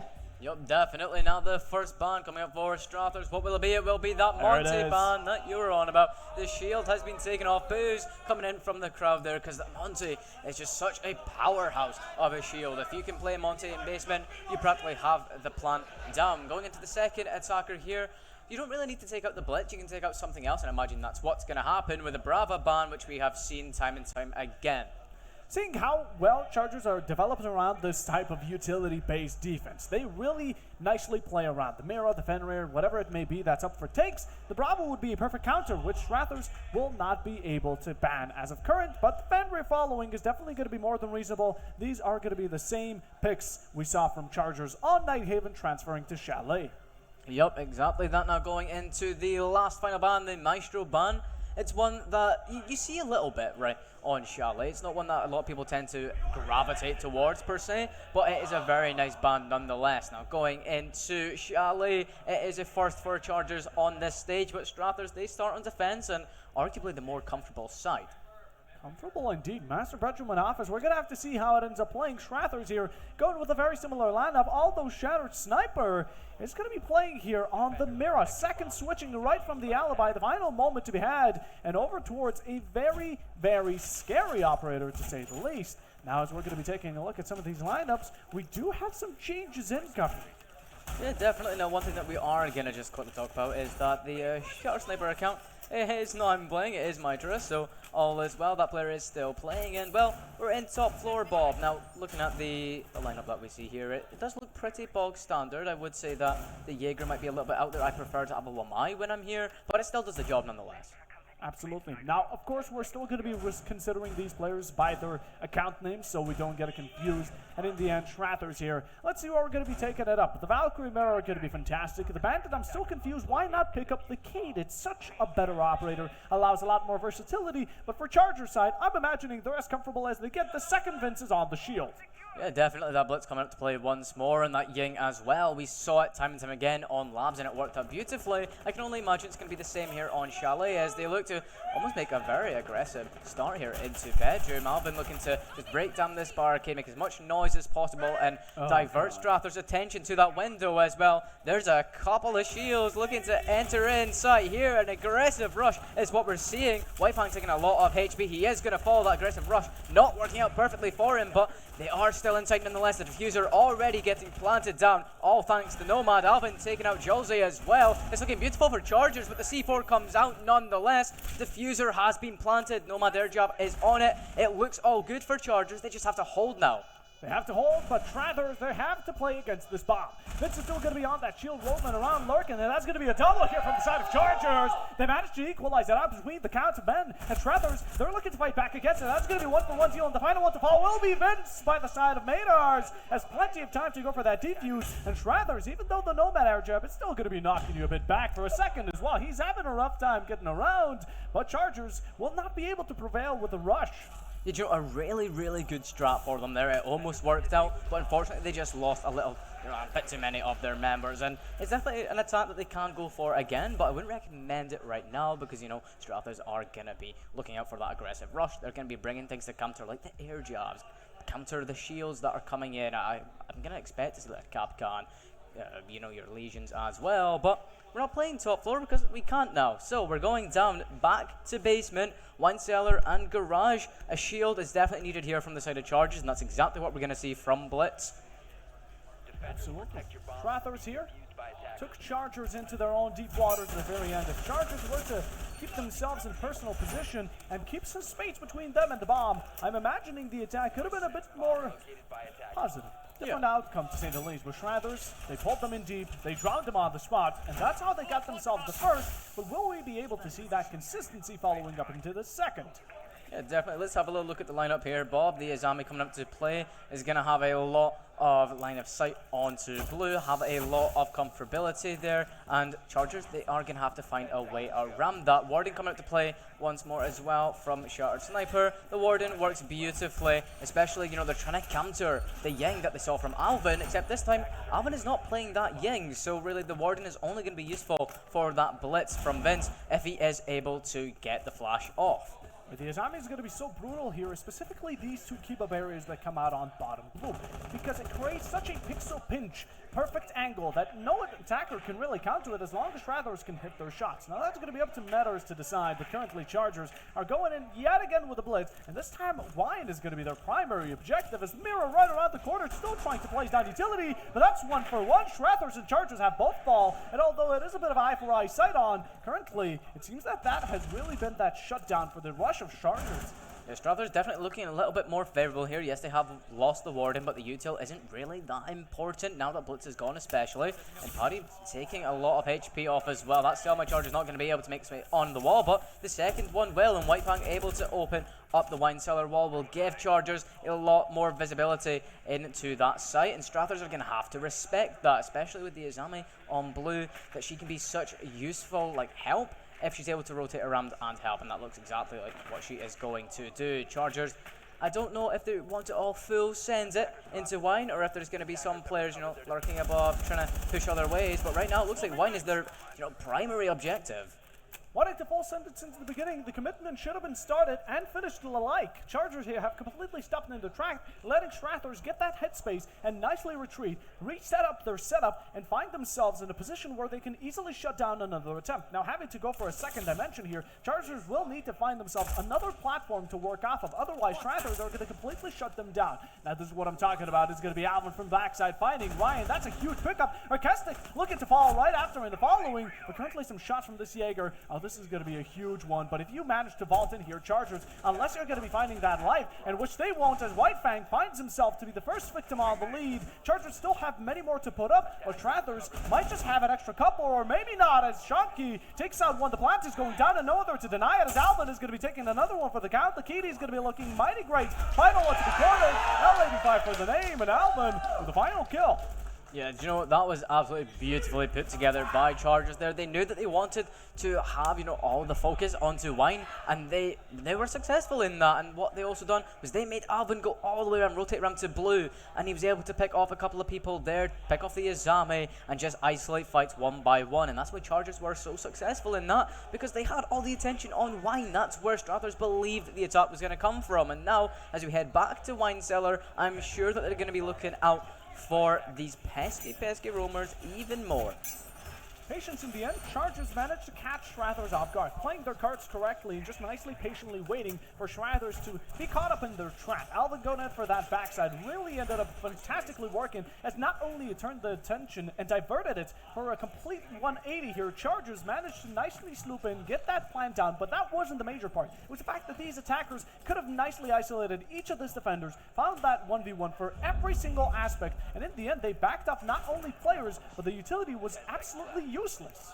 Bob, I'm just going to draw your attention to something. The 3 C4s from Strathers might be coming out to play, especially like I mentioned before, late game. Those C4s are deadly, so Chargers, they're going to have to want to look out for that as we head into round number 3. Both teams, they're on equal footing. They have to fight the same fight as Waifang, looking to push in from basement and just kind of clear everything out.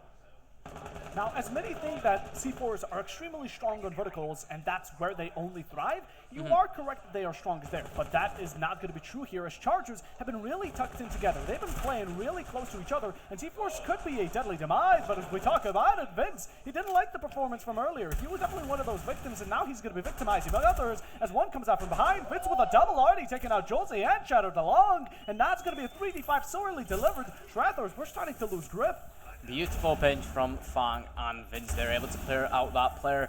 It was like night and day. It was honestly beautiful to see. And now Chargers, they have a great advantage. So what do they do with it? That is the main question. They're trying to push into Cellar, but they're playing a little bit more cautious as last time. And it's good to see. Yes, they have the man advantage, but they're not, getting too caught up in it. They're playing by the book, essentially, as they're trying to get into Cellar. Izami not really able to do much, and there's no one protecting from blue either. The Izami's going to have to fall back, and well, Chargers going to have a lot of control of sight in just a minute. Chargers here already hearing the pipes be played, as currently they can imagine all the victory going into their favor. A lot of damage, and Vince coming out for the swing. White Fang, Shonky, all alike. That's a hat-trick for the 3. And all of a sudden, Chargers are starting to get back in the lead. This is the game we've been searching out for them. At the very beginning, they start to stumble a bit, but once they get the lead on, they are an unstoppable force. Yeah, an unstoppable force. Definitely Chargers able to take the lead of the series. The first game, maybe it was just a little bit of a fluke, it is what it is. We did know that, yes, Strathers, they had, some time on Chalet, so they were going to have a little bit more experience on it, but it doesn't matter. Chargers, they are ahead now, and we head to Master Bedroom. it's going to be good to see what they do here. Obviously, let's have a little look at that lineup, the rosters there, bringing the Mozzie out for Intel, bringing the Valk as well. Intel's going to be a huge thing once again for Strathers, but like I keep saying time and time again, it's going to be about how you use it. Azami and Castle here should be priorities for Strathers. Definitely blocking off those windows, doors alike, and helping out the Mira secure library side should be one of those 2-goal picks here for the defenders, but rather going for information. The Valkyrie's no joke alike, don't get me wrong, but Ryan sticking to that Mozzie, which definitely has been finding him comfortable. The P10 Rodney, don't get me wrong, is an absolute unit of a gun, or even the Commando he's currently rocking, and the C4s are looking great, but we haven't seen the utilization from them except for creating rotations. What? Oh no, the C4. To be fair, every single player from the Strathers have a C4, so I suppose you can afford to lose one, but like, you don't really want to be using C4s for rotations. C4s are game changers. They are, yeah, definitely. Well, you don't want to be using them for rotation, but you know, it is what it is. You didn't bring any impacts, you didn't bring any shotguns, so you got to make do with, you know, what you've been given essentially. And now Chargers, they look to be pushing in from Solar as Whitefang trying to get the pick onto Shard Sniper. The headshot is absolutely perfect. It will line up absolutely beautifully, as now that's going to clear out one player, and the Selma is going to be able to be thrown onto this wall. Allows Vincent Alvin to push up. The aggressive rush is going to be out to play, as Alvin will take out Arcestic, but Ryan will take out Vince. It's a bang for bang sort of situation, but Chargers, they still have the advantage, as Alvin's going to take one out. Once again, Ryan has fallen, as these two players from Strathers have a lot to do. There we go. Sharky's going to be back on the kill feed, and Charger's already going for the plant, as one will fall to the hand, thanks of Medars, who's still looking to back up his own fight. But Strathers, this is going to be your last pillar to stand upon, and 40 seconds, 7 to reserve those for the defuse. Medars, I don't believe he's going to be able to get there in time. A lot of rotations, a lot of fights to pick up. Not being able to hit those shots will be detrimental, and as the time is ticking down, I imagine the pressure keeps on unfolding as the final few moments right between your very eyes, they're starting to repel. They want to sandwich you in. They eat you up in a fell swoop. The flash is going to be there, and Whitefang with a stab in the back. Chargers are now in a 2-round deficit lead. Yup, that honestly absolutely beautiful. They're having the Nomad on that bedroom window was just the right play there. He was able to look into so many lines of sight and give intel as well, and it's so hard for that Frost to be able to find the head of that player and be able to take him out off of rappel. I mean, just having a look at Whitefang there, probably the star player of that round there, was able to allow Vince and Alvin to push in, and hey, it was absolutely beautiful. But we head back into round number 5, and Chargers, they look incredible at the moment, as we're back on top floor, and this time no C4 being used on that rotation. No C4, we're loving to see the adaptation, and in the meanwhile, Strathers, they've been starting to lose it. I like how Chargers have been carrying over this knife kill finalization, even from Nighthaven. I believe the final kill on Nighthaven was a knife to the back, a bit of a shank action here, bringing out that UK tradition. And in the meanwhile, Strathers, they're falling victim to it. So what's going to be the best response to a shield and a lot of aggression? It's going to be Ryan bringing out the Clash. Yeah, the Clash is such just horror. It's just so horrible to like actually go up against, and well, if Ryan can pull this off, you know, perfectly, it's gonna slow down Chargers a lot as we go into round number 5, top floor. I'm expecting to see a lot of the same sort of aggressiveness that we have seen, but Chargers, the beauty of this team is that they're able to slow things down when they want to, and they realize when things need to be slowed down. Vince is on his way to approach Strathers, and Clash in a very decent position. This is one that I want to see the play in from. The Black Grid is not going to be stopping. That's only second gear we're talking, quite sped up. Also, having that drone nicely delivered. Here we go. Chargers looking to gain some information, but the only thing they're going to be gaining is a shocking realization as Whitefang will be down. I imagine the Frost finally caught a trap on, and in the meanwhile, a lot of utility just for the single flash, as Vince himself is flashed in the process. Yeah, Whitefang there just being able to make his way out of that one, but a lot of HP has been lost, and this Clash has been an absolute nuisance. We said that she was going to be, and well, she's proven to be that. Vince's going to be taking damage from the own Flores drone, and well, Whitefang will eventually be taken out, all thanks to that Frost. And this looks like a horrible situation for Chargers at the minute, as they just kind of have to, surely they're thinking in their head, right, we've got to do something else here. The Clash is being such a nuisance, we can't push in, there's head holes everywhere, we have to rotate out. The Nomad air jab there is going to be a bit of a diddly factor, as Vince is going to be picking yet another. The first one, as a matter of fact, for Chargers, and Madar's killing one of his teammates as the Bandit falls right after. That definitely is going to to be the best of looks, but what can we do about it now as Chonky returns the favor? It's a bit of honor. They're playing a game of chivalry, and it is not just that, yeah, Strathers are going to be still 3-on-3. That clash is going to be an annoying factor, but Chonky takes it out. That's one for back. Maynards will fall. The shields, it can eat up a lot of bullets here, but Jose surely can't. His breakfast is delivered. Vince is going to be serving it on a silver platter, and the final one, Clash, not the best of guns, has to turtle around it, try to play with that secondary SMG, but Vince catches on the right time and Ryan falls. Yep, the Clash not able to really do much there as there is players absolutely everywhere, and you know, they're returning the favor of the TKs is why Siege is such a good game, right? Everyone is like so friendly with this. We know it's just a friendly online, it's great, and there is a little bit of a competitive aspect to it, but it's nice to see that, you know, we can have a little bit of fun here. TKs all around the board, and well, Chargers, they furthered their lead once more. We are now going to bar and gaming room, which we have not seen yet, and I think this is such an underrated site, right? This is beautifully done. I'd normally bring a castle here, but he isn't, you know, very needed. As long as you just have someone playing top floor library and piano as well, you should be fine. Stop the verticality coming in, and you should be good to go. But what we're seeing is a cheeky little Tachanka come out to play. That wall is going to be fully open, and I don't know if this is in the How to Siege 101 book that I bought recently, but this is for sure a strat that, you know, it could work. I'm witnessing the 7 deadly sins here on live. I mean, we're opening up walls around the entire site. I know that some sites require rotation, but no need to take out the entire building here. We do love the Chanky Kank. He's always welcome and accepted. The AC as well from Arcastic just to help out break down some of the site. And I guess this is the best way to describe it. Strathers really are opening site up for Chargers to possibly run in and find themselves in the grave. But we're going to have to see, is this just a bit of a meme play, or is it an actual strategy they want to try out?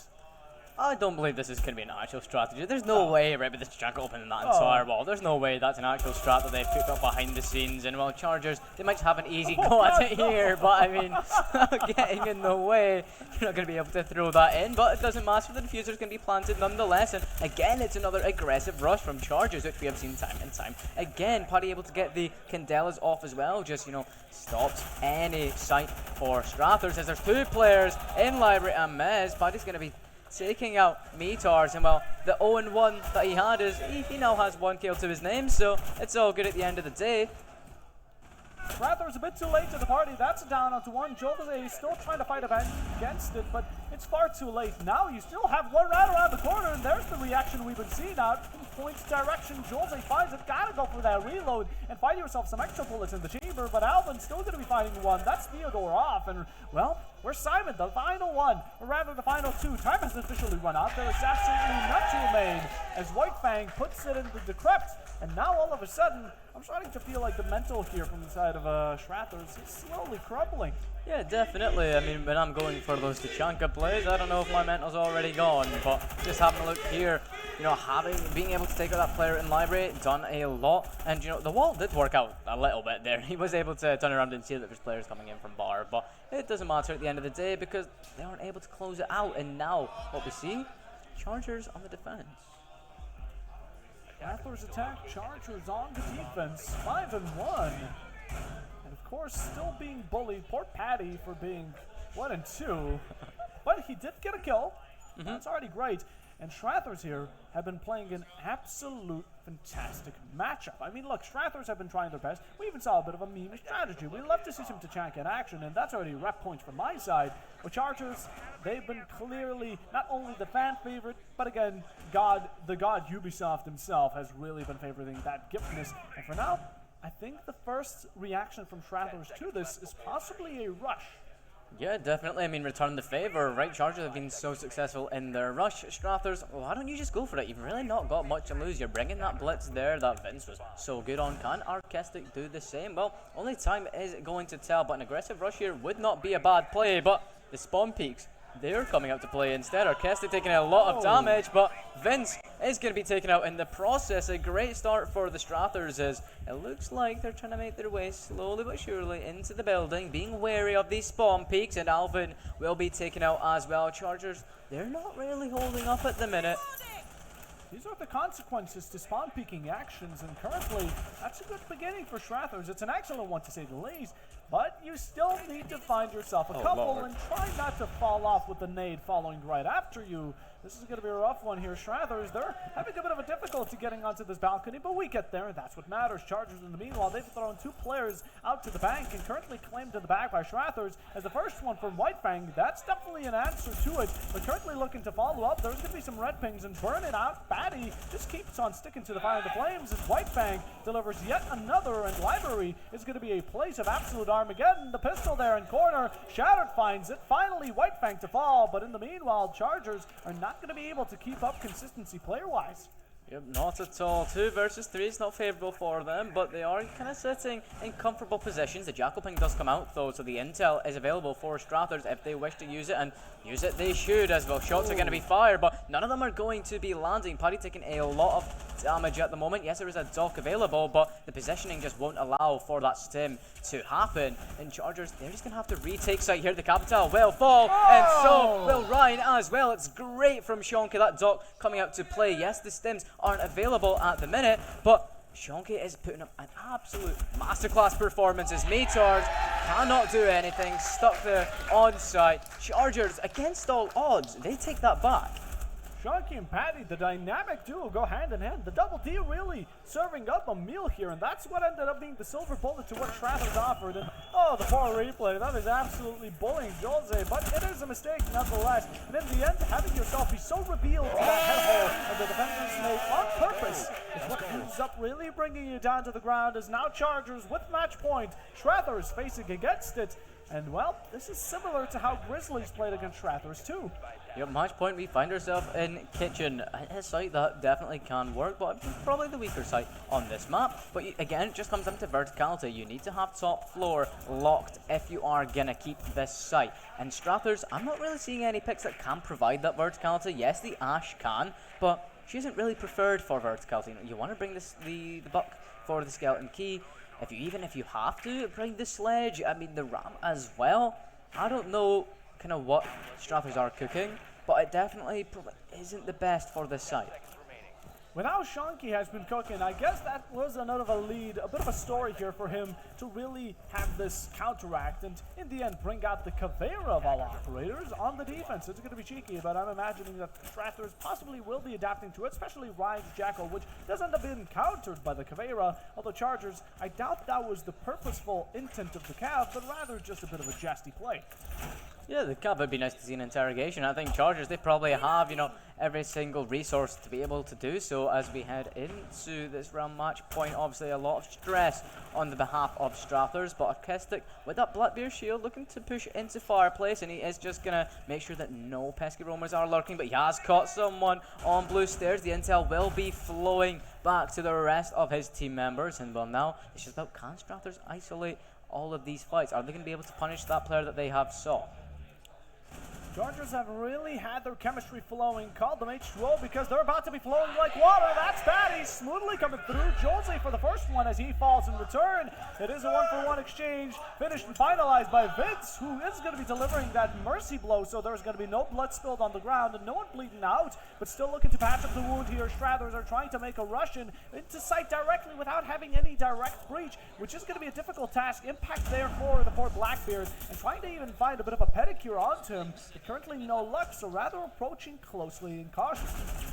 Yeah, the footholds are going to be absolutely dangerous here if the Caveira can't get these shots off, and I think Archistic knows that those are going to be very dangerous for him as the shield does come out to play. Caveira is able to find the feet of Blackbeard nonetheless, but Shark Sniper able to finish off Shonky as the diffuser is going to be planted, all thanks to Capital, who is now in sight. He's doing all right, and it's going to have to force Chargers to retake sight and get to this diffuser, as that's exactly what they look to do with Alvin with that shotgun. Going to be able to get a lot of visibility there, and Vince looking with the pistol to find Shark Sniper. He will find one, and Alvin will find Archistic as well. Ryan returns the favor onto Vince, and it's just a matter of time before both of these teams, they have to clash in the middle. The shotgun's out from Alvin. It's one, it's two, but Meter's going to return the favor, and against all odds, Strathers, they're looking like they have this, unless White Fan can do anything.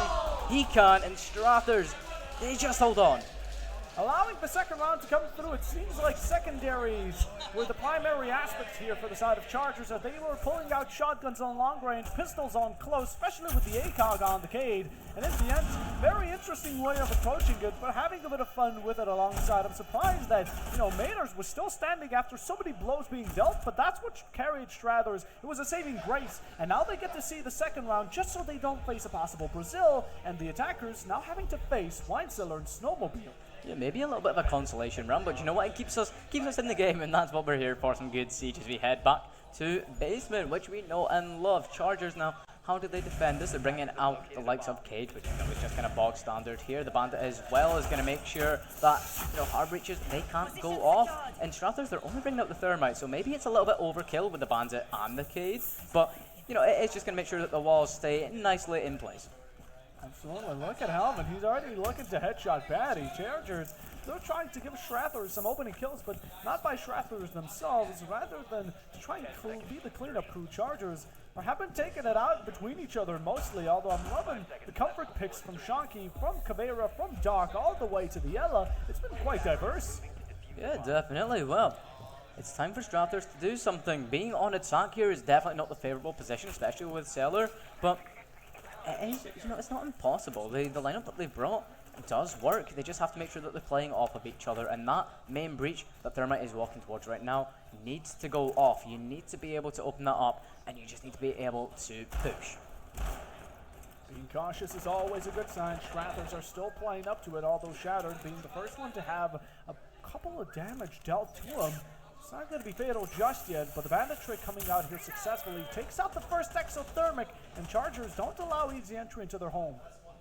Yep, the Bandit trick beautifully done. It's going to keep that wall closed for the time being as Jackal pings are coming out as well. The intel is at play for Strathers as Sniper looking to get through the wall, while Paddy's going to return the favor. The nice shot onto him there as well. It's looking like a great start for Chargers. Strather definitely on the back burner a little bit. The line ping is going to come out. Vince is going to fall. That Cade is going to be taken out by Alvin nonetheless, but Strathers, they still have opportunity to make their mark.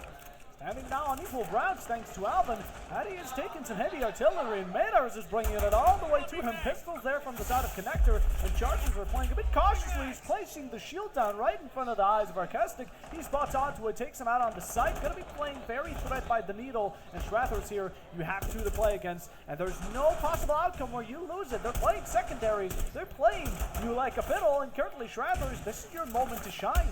Yeah, definitely. You have the man advantage. You should be taking this, and well, it's only about time until we find out the pistols have come out to play. So maybe a little bit of a meme coming up from Chargers, but we love to see it. The line ping will come out as well, as Alvin will take a little bit of damage, but he's not out just yet. The Deagle looking for that one shot, won't be able to find it. Instead, Ryan will find White Fang, and well, Chargers, they're relying on Alvin here to do something. He gets a shot off, and somehow he's still standing in this round. Mitar's not able to quite finish him out yet as well.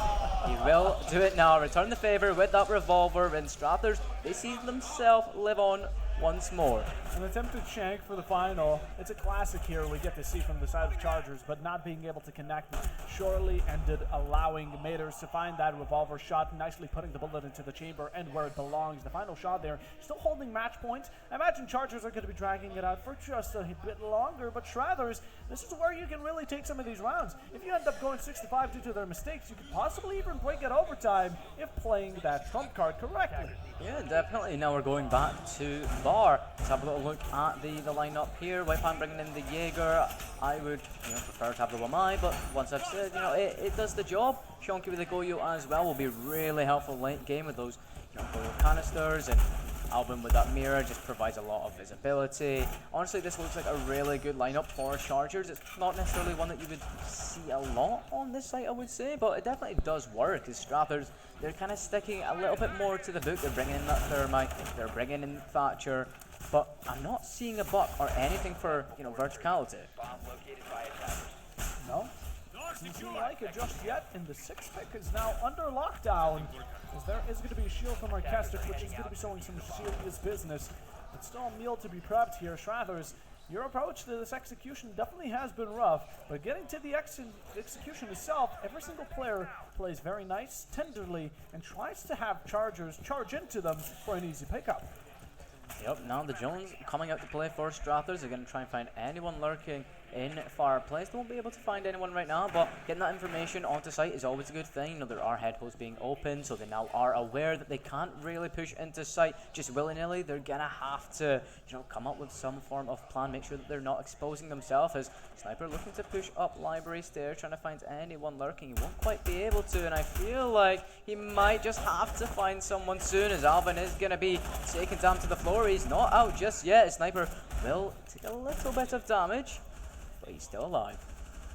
Here he comes. Alvin going to be on the down and not trying to keep him in that corner locked up. Shadow rather takes another opposition, going to be taking the second round and try to root himself to take out as much utility as possible. Chonky attempts to follow behind him, but the Shadowing just simply won't allow it. Arcastic, that Goyle being popped will definitely stop you in her track. For Patty, the job is finished. Alvin does return it as after that pickup and really showed worth here. And Shattered is going to be having some vengeance brought upon them. Strather's still 4. Same goes for Chargers, but the first one to fall is definitely going to be linking to chain of events.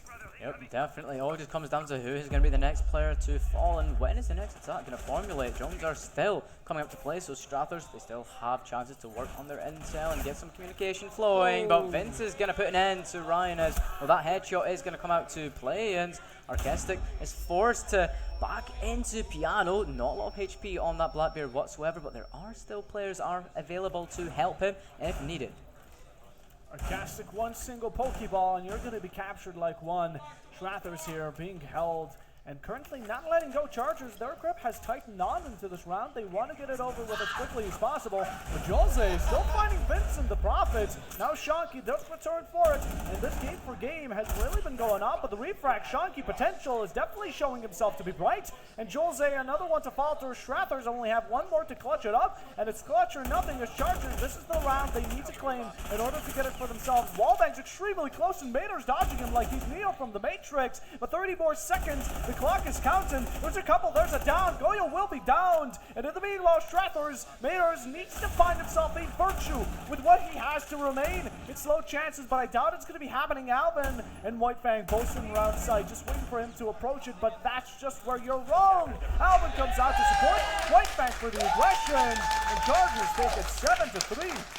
Yep, Chargers, they close it out eventually, and GCU, they're able to become victorious in Rainbow Six Siege. It was Grizzlies back in 2023, and now it's all in the hands of GCU. Beautifully done from the Chargers, I will have to say, and that was such a close match. Comparing it to the first one of Chalet, at least, it was a very close match for Strathers, but it just wasn't close enough. Was not close enough, and in the end, the dynasty of Grizzlies here will be falling. The first match being quite strong. We were expecting Chargers to have a real rough time going into the second, but through the second and third, they proved themselves to be the real champions when it comes down to GCU Rainbow Six Siege terms. And although maybe not being able to win the entire event, it really proved that practice came in quite nice. Yeah, have a look at replays. They're so excited. Every single kill, there is just absolute shouting carnage for GCU, and honestly it is so well deserved. At the end of the day, they just played better. They were the better team. They had positioning where they needed to be. They brought all the right operators. The util was used right. Honestly, even like when we had fun with the little TKs, that wall being opened, they were still able to capitalize on it. Absolutely, and in the end, Chalet being repeated twice, Strather sadly couldn't prevail in any of them, but still showed a fighting spirit which was more than respectable. In the end, though, there's always a winner, there's a loser, and Chargers took it away with themselves, as that was a booking ticket here to possibly find that second place, but that's what we're going to need to see on the current ticket. I mean, these replays are fantastic. The shotgun here was absolutely terrific, but in the end, Strather still managed to find themselves a couple rounds, but Chargers, they ended up just nicely piling their bodies, putting them in a bag, and of course, having themselves a very nice robbery. Yep, that is exactly what we have just seen there, Bob. Some great games of Rainbow Six Siege, but the Chargers come out victorious. Can we hear it one more time for the Chargers? There it is. Good stuff. Now, that has been all for Rainbow Six Siege, and that has been all for Battle for Glasgow, but don't go anywhere because we have some prizes to give out. The ceremony will be up after this short break, so please sit tight and relax.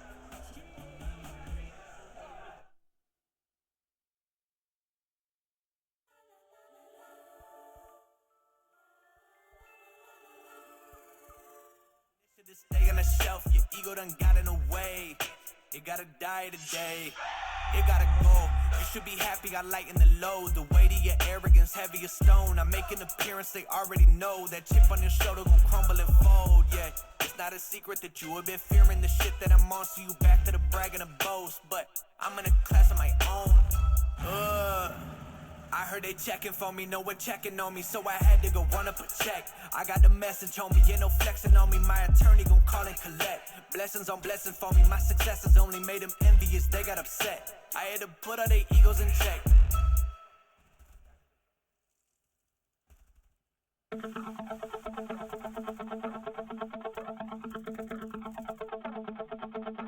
Don't know the time, I'm letting go. I wanna find someone to love. I feel alive, I think you know. We're getting down, we're getting low.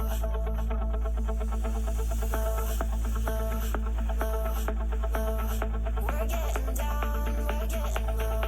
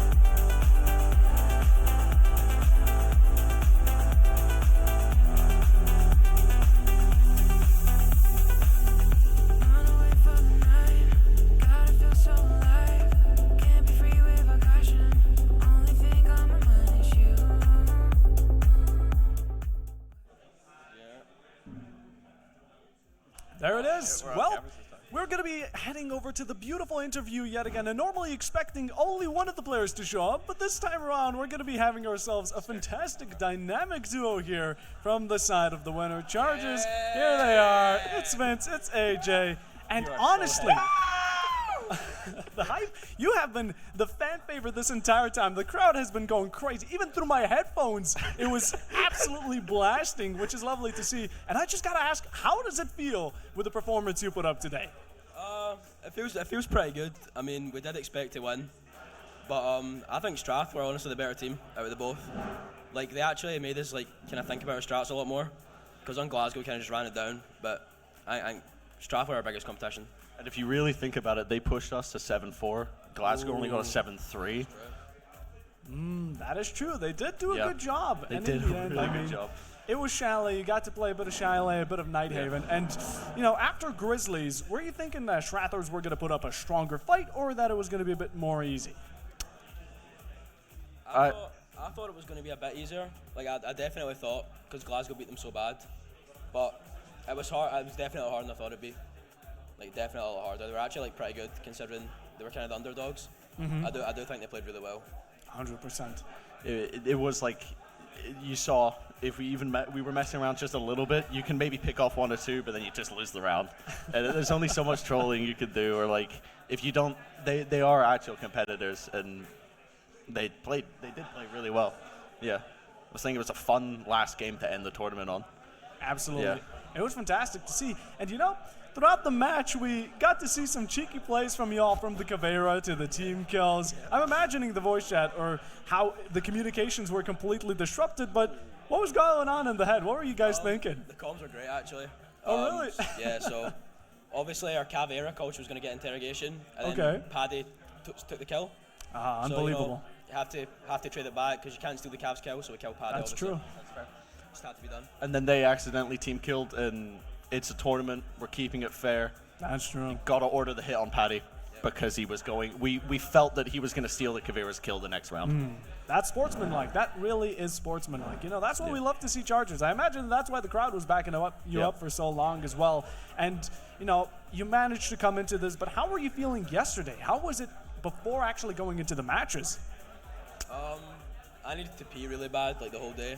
That's so, right. Like, I was getting up, getting ready to play, and I was like, I really need to pee. Yeah. So I was kind of like nervous about that, but I held up until the end of the game, so pretty happy with that. I ended up watching Brooklyn Nine-Nine till 8 in the morning, and then when I need to sleep, and then scroll TikTok till 11 a.m. So. Ooh. Yeah, I was fine. Yeah. All right, that's completely fair. Well, that's going to be Chargers. I mean, the crowd was backing them up the entire match, and everyone in general has loved them. The crowd was fantastic. All players were as well.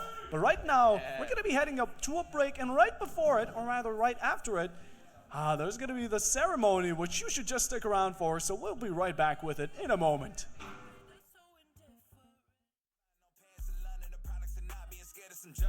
Gotta stay in the cut you off if you ain't making the cut. Couldn't tell you who the hell is behind us. You start to forget when you stay in the front of it's up. And it's up for grabs, no remorse for who I'm taking it from. Numbers I give on my scoreboard, it's the only form of us staying in touch, that's saying enough. It's time to receive all of the favors I've done. Too late for y'all to switch teams, everybody getting big leagues. Product flying out the shelf, what's in store for us? Known to hit a hole in one, look at the crowd and shoulder shrug. Shots are limited, I'm scared mango with the golden gun. Posted up, ready for whatever, boy, you know what's up. Time's close, I whittled them down, sticking to them by sticking around. The gang all out, Iwo Jima got one flag and a stick in the ground, setting up shop. Think I got the message across, came for the titles, impressed with the watch. We played the levels of Letterman jazz. Shout out to Steve. The boy getting love from the harsh critics. Strides take me bi-weekly, the time me keep taking it further. You aren't finished and I gotta listen. Ain't he son to believing and see that I'm actually breathing and doing it real time. Love to pull an idea out thin there, act on it and profit in real life. If we not aligned, or present me a dotted line. Yeah, I'm a QB, but I ain't handing out nothing for someone to monetize. And it goes to the birds too, can't give it a time if a dollar's a cut of eyes. They get X'd out, but they had the potential to be my ex. I know all the plays, I'm a seasoned vet. Yeah. Always showing up, known to hit a hole in one. Look at the crowd and shoulder shrug. Shots are limited, I'm scam angle with the golden gun. Posted up, ready for whoever, boy, you know what's up. Time's close, I whittled them down. Sticking to them by sticking around. The gang online, Iwo Jima got one flag and it's sticking the ground. Setting up shop. Think I got the message across. Came for the titles, impressive to watch. We play at the levels of Letterman jocks. Time's close, I whittled them down. Sticking to them by sticking around. The gang online, Iwo Jima got one flag. Yeah.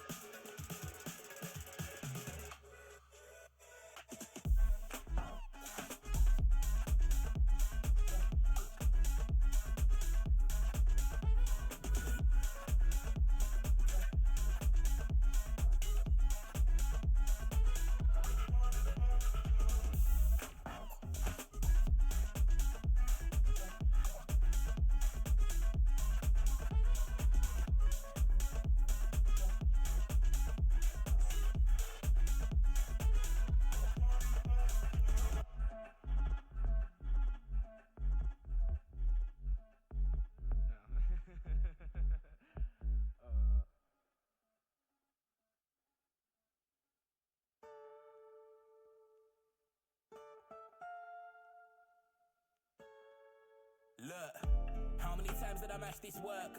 Feel like 10,000 days. Bros in court with the A-list model. Why's that? Cause she reached the NDA. Just had a call with Irish Jack. Man don't rap but he lets it spray. 2-leg ones came through their twinning, so I'm gloved up like Cray. Sweet one just wanna waste my time, babes. What's the ETA? I like my girl on time, that's period. Nothing but stress when you say you're late. Girl, you can get new nails and bags, but when I call cabs, bitch, underlay. And the waiting my name on that plastic arm, man, stop acting babe. Yeah, what? Man, snowflake, bitch, you like 10 WAs. Future plan by your mum and dad, bitch, she's out here testing fate. Old man when her son and Lori's got brains. She wanna break the law, my rock chains. Growing up, put her on the right road. Now, man, she's out here mad on the mains. Hey, bare clout and nicotine that you're craving. Out in libertine, feeling faded. Bare problems, man, you've been creating. When I'm in the studio, when you call my phone, you don't stop, man, you got no patience. Tryna make that paper, money come first and pleasure come later. I showed her love, now she thinks she a part of me. Going mad on my gram, babe, don't be a drama queen. Bad to give a man city girl vibes, but I'm in the feel like Harlan G. She want Prada, shoulda do nada, man. That won't go far with me. High for the A, but I sing to a girl and take her away. Something like Drake, like if you're hearing this now, by now it's already too late. Calling me out, come to the clash, your girls, they're promoting my mixtape. Big mixed race, big boy with a belly, I'm heavy, so you done know me overweight, yeah. Yeah, she what a man bought me, committing, that's unrealistic. Nah, ain't part of my plan, see me, I'm done with these bitches. Say this year's all about money, fuck the matrix and its glitches. Used to see her drive my whip, but I guess my perspective shifted. Say she what a man bought me, committing, that's unrealistic. Nah, ain't part of my plan, see me, I'm done with these bitches. Say this year's all about money, fuck the matrix and its glitches. Used to see her drive my whip, but I guess my perspective shifted. I showed her love, now she thinks she a part of me. Going mad on my gram, babe, don't be a drama queen. Bad to give a man city girl vibes, but I'm in the field like Harlan G. She want Prada, shoulda do nada, man. That won't go far with me. I showed her love, but I don't really trust these hoes. We ain't on the same path in life, so I leave that one for the roads. For the streets. She acting like she unique, next week she'll open up for the bros, and then act like nobody knows. That won't go far with me. I showed her love, now she thinks she a part of me. Going mad on my gram, babe, don't be a drama queen. Bad to give a man city girl vibes, but I'm in the field like Harlan G. She want Prada, shoulda do nada, man. That won't go far with me. I showed her love, now she thinks she a part of me. Going mad on my gram, babe, don't be a drama queen. Bad to give a man city girl vibes, but I'm in the field like Harlan G. She want Prada, shoulda do nada, man. That won't go far with me.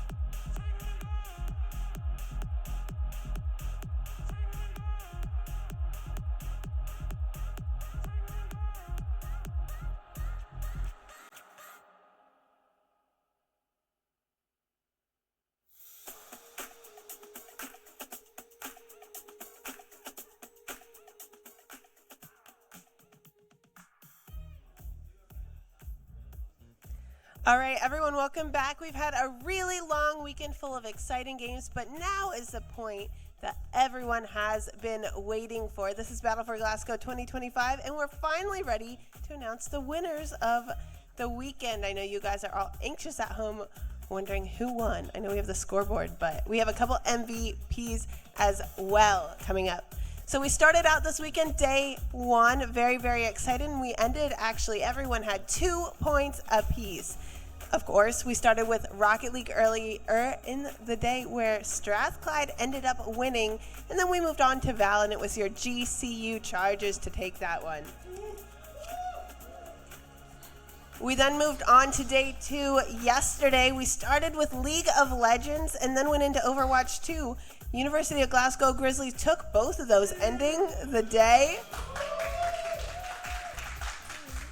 Very, very exciting day for Grizzlies fans. 2, 4, 6 apiece were the scores going into day three. It all came down to Rainbow Six Siege, and we just got to watch some exciting matches. It's your Chargers who ended up walking away champions of Rainbow Six Siege, and of course, that means, well, we ended with a scoreline of 4-4-7. So before we get into the winter ceremonies, who wants to hear about our MVPs from all the games? Your MVPs will be going home with a case of Red Bull, courtesy of Red Bull, and of course, bragging rights going into the next year, so lots of exciting stuff. If you are the MVP, or if you're not here and you have someone receiving it on your behalf, you can come up and get your picture taken on the really cool Red Bull podium. So, our first game, Rocket League, our MVP from University of Strathclyde is Boyo Royo.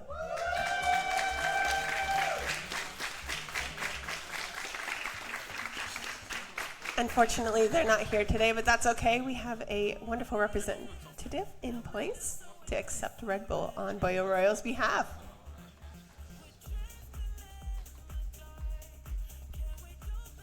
All right, then moving on to Valorant from day one from University of Glasgow Grizzlies, Izanami.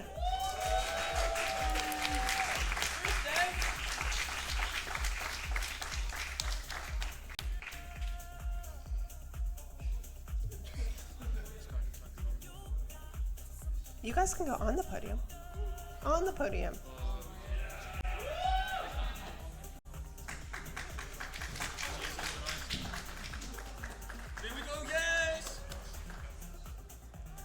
Right, your MVP for League of Legends from University of Glasgow was Sharp.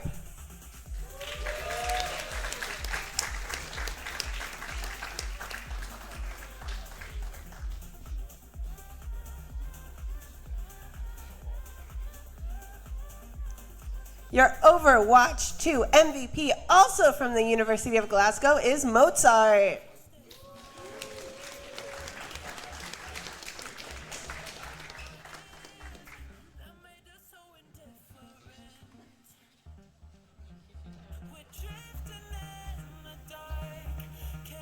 And of course, today we ended with our last game, Rainbow Six Siege. Your MVP from Glasgow Caledonian University, the Chargers, is Vince.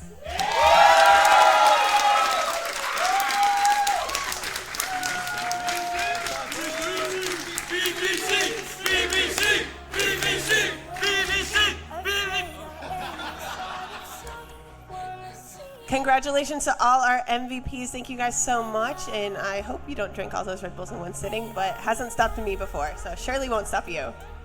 One more hand. Let's give one more round of applause to our MVPs.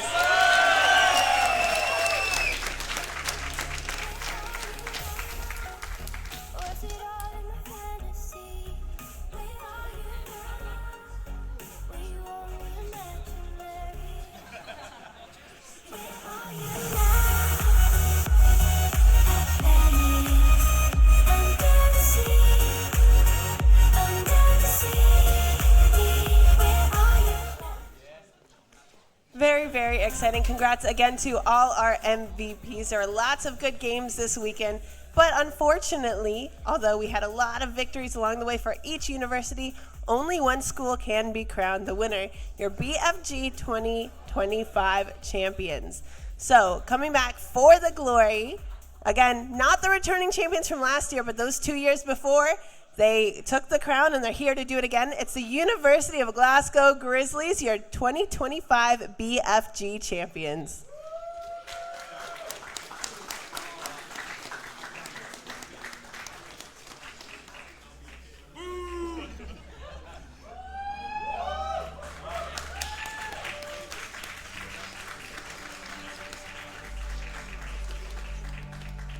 Congratulations, Grizzlies. This is just a placeholder trophy until we get you your actual trophy, but it is engraved and does say Battle for Glasgow Champions. Just so you know that you guys are the winners once again. So congrats, Grizzlies. That's all we have for BFG 2025, but that's not all the fun we have here today. We have Advantage State coming up right after a short break. We're going to get everything set up. You're not going to want to miss fighting game action. We have the top 4 from 2 games coming here to play on the live stage. Thank you guys so much for coming out for BFG 2025, and we hope to see you next year.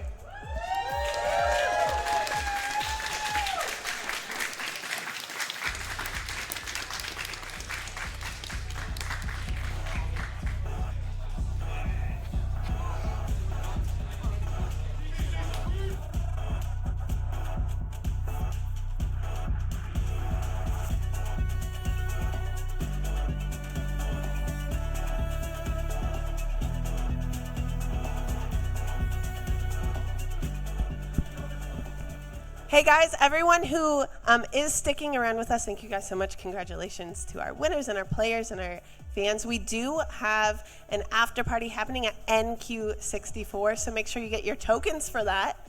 If you guys want to go and meet there and play some games, have some drinks, and have a good time, and just celebrate an awesome weekend. We hope to see you guys there.